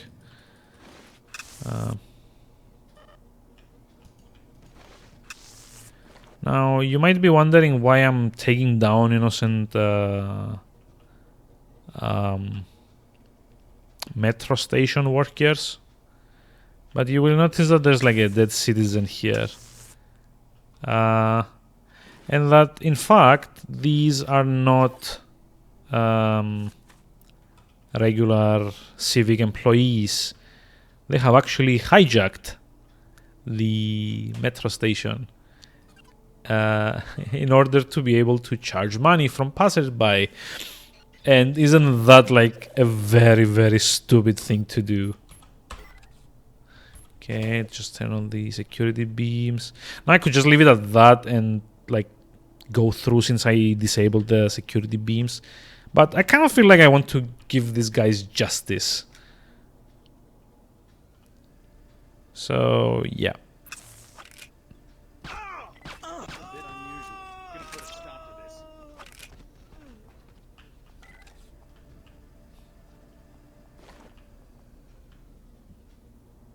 Not the other guys. Really, who's actually innocent in this? I mean, yeah, fair enough.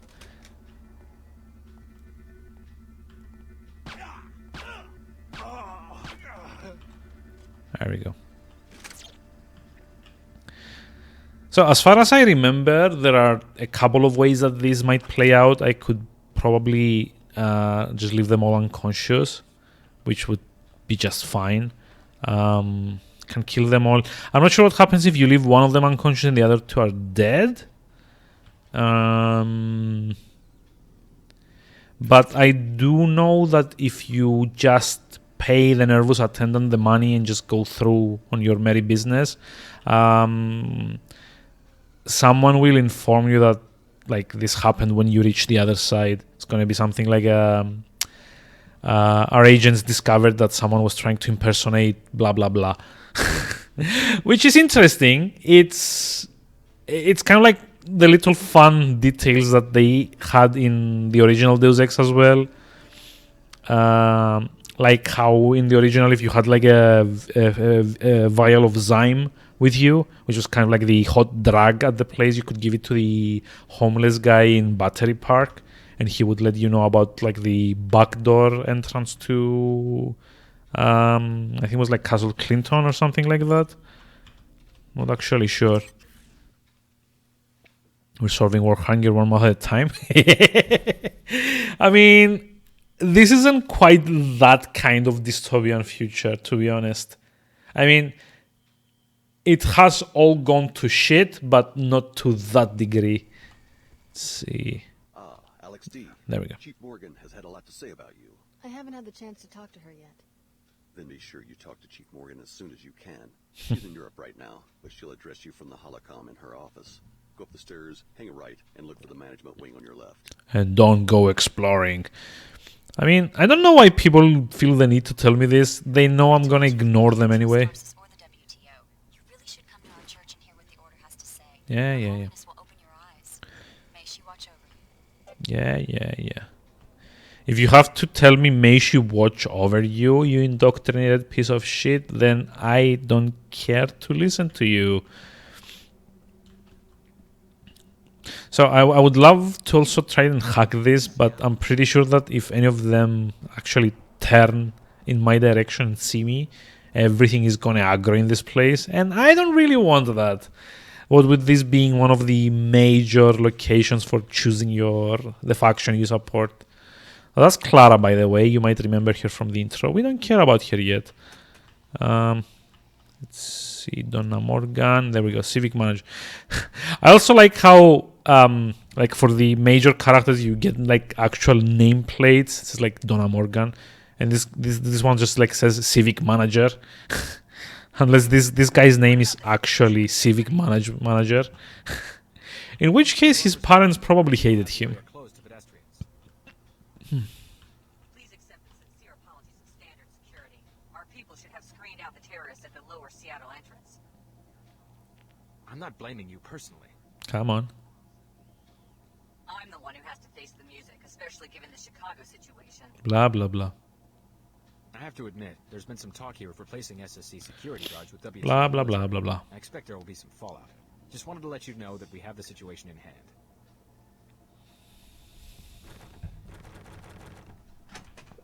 Excuse me, sir, I have something to report. Yeah? What's that scumbag up to? I like how you like don't even introduce yourself to this guy that you've never met, but you're like acting as if I had gotten like a quest from him.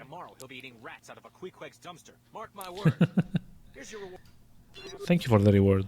May I steal your stuff now? Shoo. Come on, go. Thank you. Bye. Now let's see, which one of these do we want to loot? I think if I hack this, I can turn on his, like I can open the safe door. No? Really? Just the cameras? Oh, that sucks. That means I have to waste a lot of multi-tools.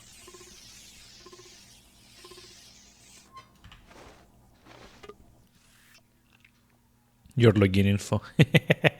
You're up and running. Username sblorn.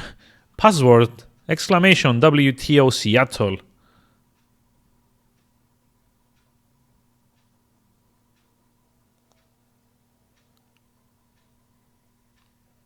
Never met you, but act like a clip what Rakin said. Yeah, I mean, that's kind of like the game does have a lot of provisions for, you know, doing things in the wrong order, but it doesn't have that many provisions. Like this quest, for example, the dialogue is always going to assume that you came here and talked with the guy before you got the incriminating information. Even though when you do actually get that PDF or like multi thingy, the data cube, I want to call them data cubes like they did in the first game, but that's kind of the thing. They're not data cubes. They're something else entirely. I think they're called data vaults in this one. But yeah, when you do actually get the data vault before coming to the WTO, the WTO leader, Donna Morgan, is actually telling you you found something that our civic manager would like to see. So I guess it's kind of like semi-excused there. But like even so, if they had enough foresight to put that bit of dialogue there, they should have had like an additional line of code, line of dialogue here where you say to the guy like, I got a call from Donna Morgan and I've got something for you. Helicopter was circling the city. Yeah. Blah, blah, blah. Something didn't add up quite right on last night's ship. So that's kind of the theme here. Out of the 4 people that came out of Tarsus, 3, which is Billy, the red hair that joined the church, Clara, which joins the WTO, and Leon, which was the crazy guy that did the laps around the gym in the intro. I believe he ends up joining the Omar. And it's kind of like the theme of this game, that all of the people that you met in the introduction or your classmates, they're kind of instrumental in choosing what ending you want to get in the game. It was one of the things that I didn't really enjoy when I first played, because it really felt very heavy-handed to me, and I was like very young at the time, so imagine feeling very heavy-handed to, well, basically a teen. And it's even worse now that I've got like a few years of experience under my belt, so to speak, in games. It really does feel that they're planning to like get you invested in everything just because, you know, how this is the faction that my friend Clara is in, or this is the faction that, like, whoever the character that you most empathize with. I don't want the spider bomb, screw that. They kind of like try to make your choices matter, I want to say, but in a very cheap way, which is to actually only get you invested to one specific character per faction by introducing you to them before you know there are factions in the game. See, investigate the culture minister, blah, blah, blah. This is the quest that I didn't want to proceed with yet. Now, I still haven't locked in what my actual faction preference is, and I think it's like a lot later in the game that you get the final chance to bug out of any one of these. But as far as I remember, the game doesn't really call you out for trying to pursue all 3 of them at the same time, up until the point where you have to do the final choice, which I think is just before you visit Trier's Germany. So it's like Seattle, then it's the Cairo Archaeology, then it's Trier, Germany, I think, and then it's like the finale. I'm not actually 100% sure, but, you know, that's fine. Also, you will notice that the corpses kind of disappeared, but the guy that we left alive is still unconscious back there. I think you get a WTO newscast or something that they discovered these guys. Haha. So, hold on. It's like coffee house. Nope. Actually need to go back to the Emerald Suites. Although, realistically, I would maybe also want to go down to Lower Seattle. But I don't really care about that place at the moment because it's like kind of like a turf of the church, and those guys suck. But even so, there's like not much to do there unless you start doing like the order, the church side quests. So, you know, kind of nothing there for me at the moment.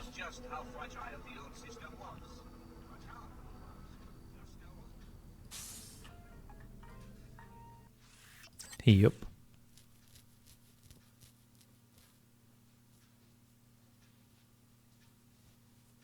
Security turrets are normally dormant but can be activated by alarms.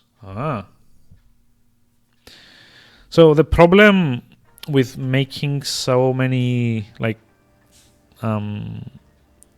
smaller levels, this is kind of like a nice place to illustrate this, although I'm not going to actually do it.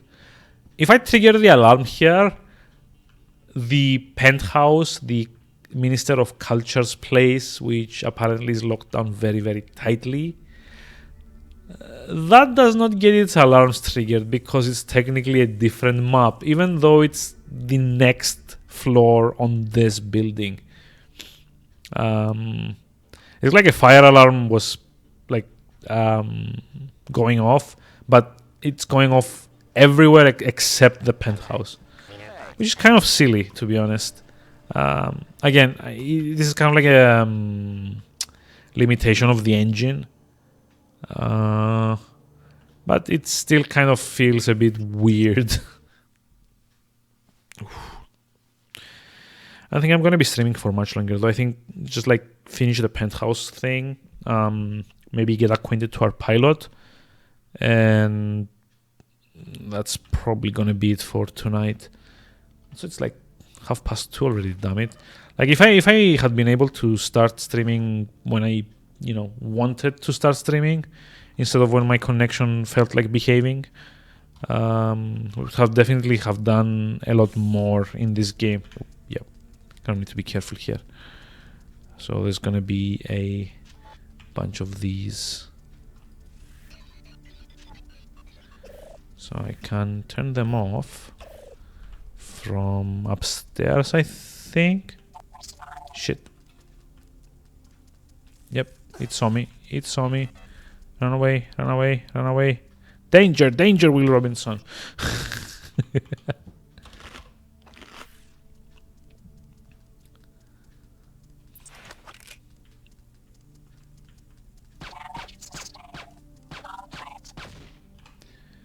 It's kind of like a very inefficient way of doing this, but I don't really want to drop EMPs yet. Mostly because I kind of like feel like saving the EMPs is better. There are a lot of bigger enemies later on in this game. Oh my god, really? There we go. Storage room access. Minister Finley, I finished repairs on the new storage room access. Yep. It's kind of like a code for later on in the game. Upstairs, actually. Let's see. Now, the beams are turned off, which means I don't have to worry about that thing getting activated. However, I don't remember if there was one more spider bot somewhere around here. Or like even a camera. I think there's like... There we go. There is a camera. Yep. It's like kind of like hoping it doesn't see me. Yep, okay. Just like wait until it turns around. Just like rush in. There we go. Aha. Ahaha. Click.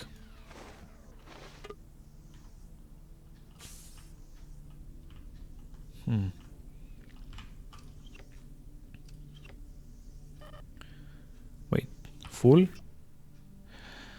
Oh, I kind of maxed out on energy cells. That kind of sucks. Binoculars. Okay, this will allow me to open the the secret thingy here. I do kind of want to have a look around first. So, fun fact, there's actually 3 or 4 different ways to get into this penthouse. One is to buy a key, either from the janitor in this building for 300, I think. The other one is from that artist guy in the club that hates the minister, which I also think is like 300. The second one is to do what I just did here, just like go in, hug everything, or blow up everything, depending on your approach. The third one is to be a male character and seduce the minister. So if you remember when we tried to talk to him in the club, that's the guy with all the security around him, I guess. He said to go away and he's not interested. If I were a male character, you can sort of kind of seduce him, which was kind of like a bold thing back then. A lot of games kind of like shied away from that kind of thing, but you know, to each his own, or her own. Now, speaking of which, I kind of need space. Gonna like drop the EMP grenade, because this sword is kind of very useful to have, the energy blade. It's not that I'm gonna do a lot of meleeing, but it is kind of useful. Also, yeah, we're kind of getting our money's worth on opening the glass displays without cracking them. Okay, this is quest. Looks like people from Tarsus have There we messed go. up in that transaction. I'd like to know why they're running equipment to Mako ballistics and why a weapon called the Magrail has been commissioned by the Knights Templar. Report to the air terminal. We have a lot to discuss. Yep. So yeah, I'm basically done here. That was fast. It was faster than I remember, actually. I remember there being like more enemies to deal with, like maybe another bot or two. I know there's like one of the doggy bots up in the like the one that's showing here on the loading screen, up on the roof. But yeah, I'm not going to complain that there aren't enough enemies in the game. Yeah. It's kind of hard. It's been a long time since I last played this game, so there's definitely a lot of things that I may not be remembering correctly.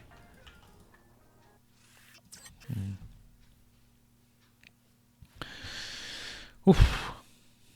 So glad that I'm not dropping frames now. That's so good. Really missed this, like streaming without stress. Well, no unexpected stress, no out of the ordinary, unusual kind of stress. Let's see. Yep, this is the Tarsus Academy. Metro station, yep.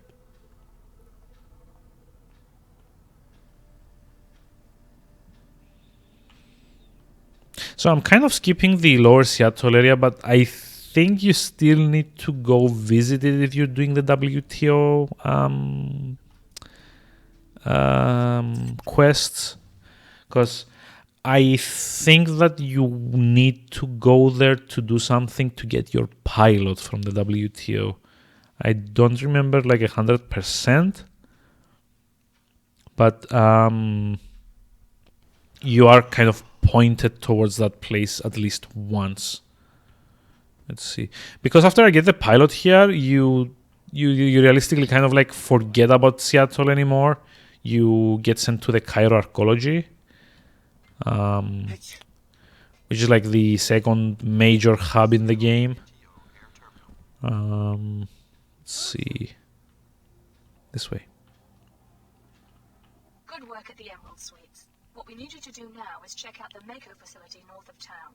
We know they've been doing illegal weapons research and that your former trainer, Dr. Nassif, has contacts there. You'll need to hire a pilot and leave at once. You don't have any extra pilots? The Chicago disaster is occupying every available craft. You shouldn't have any trouble Yep. finding a pilot at the Greasel Pit Bar in Lower Seattle. I don't care who flies you in, just get there. Mako is developing a new firearm called the Magrail. In addition to finding Nassif, the WTO needs an agent who uses the Wow, Magrail I'm getting a bit sleepy here. Guess Like I'd half like to past check out 2. the Greasel Pit. The WTO is fighting an invisible war against Oh no, name drop, Invisible War. So yeah, unsurprisingly, it turns out that most factions aren't that trustworthy in this game. In the post-collapse world, commercial air travel is virtually non-existent. Many people choose to contract mercenary pilots for air transportation. One pilot may charge more than another, but the landing location may make it worth it. Yep. So this was kind of like a neat little idea. Staying up late like all my bad influence friends. Yeah, but like unlike all my bad influence friends, the reason I stayed up this late was because my internet connection wasn't behaving. So, you know. Oh, that was kind of a thing. So this was kind of like a neat idea that they had. I believe there are either 2 or 3 pilots in the game that you can hire, and depending on which one you use, you access the non-hub missions in a different location. Let's give us bad influences credits. I mean, I assume you're talking about Raiken, right? at least, and that scoundrel Millie Mage. But yeah, anyway, depending on which pilot you hire, you start the non-hub missions, like the Mako factory that we need to get to. You start from like a different point of the map. Some of them are way more advantageous. Like there is one mission, I don't remember which one, that if you pick the correct pilot, they kind of drop you on the what's it called?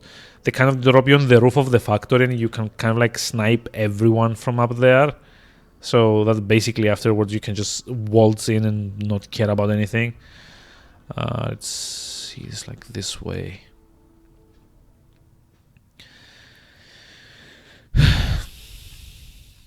But yeah, I think this is it for me for tonight. I'm just gonna like make my way to Lower Seattle and call it.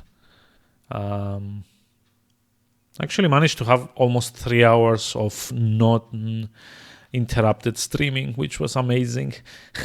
No, very little dropped frames aside from like half an hour at the start. Let's see. EMP proximity. Ooh, wow, so sleepy. This is actually what's screwing me over, because it's not stacking with the other three somehow. See, that one was. What the hell? Can't pick this up now. But yeah, let me just save here. I will try to be a bit more consistent next week, because I really want to get through this. But, you know, again, depending on what's it called? Depending on my connection, really hoping I can just like, you know, stream a bit more. But, you know, I can't actually do it if I'm dropping frames left and right. So fingers crossed it doesn't really become that much of an issue. I'm going to give them a call tomorrow, see what the hell's been going on in the last few days. In the meantime, let me check who's online and maybe drop a raid over there.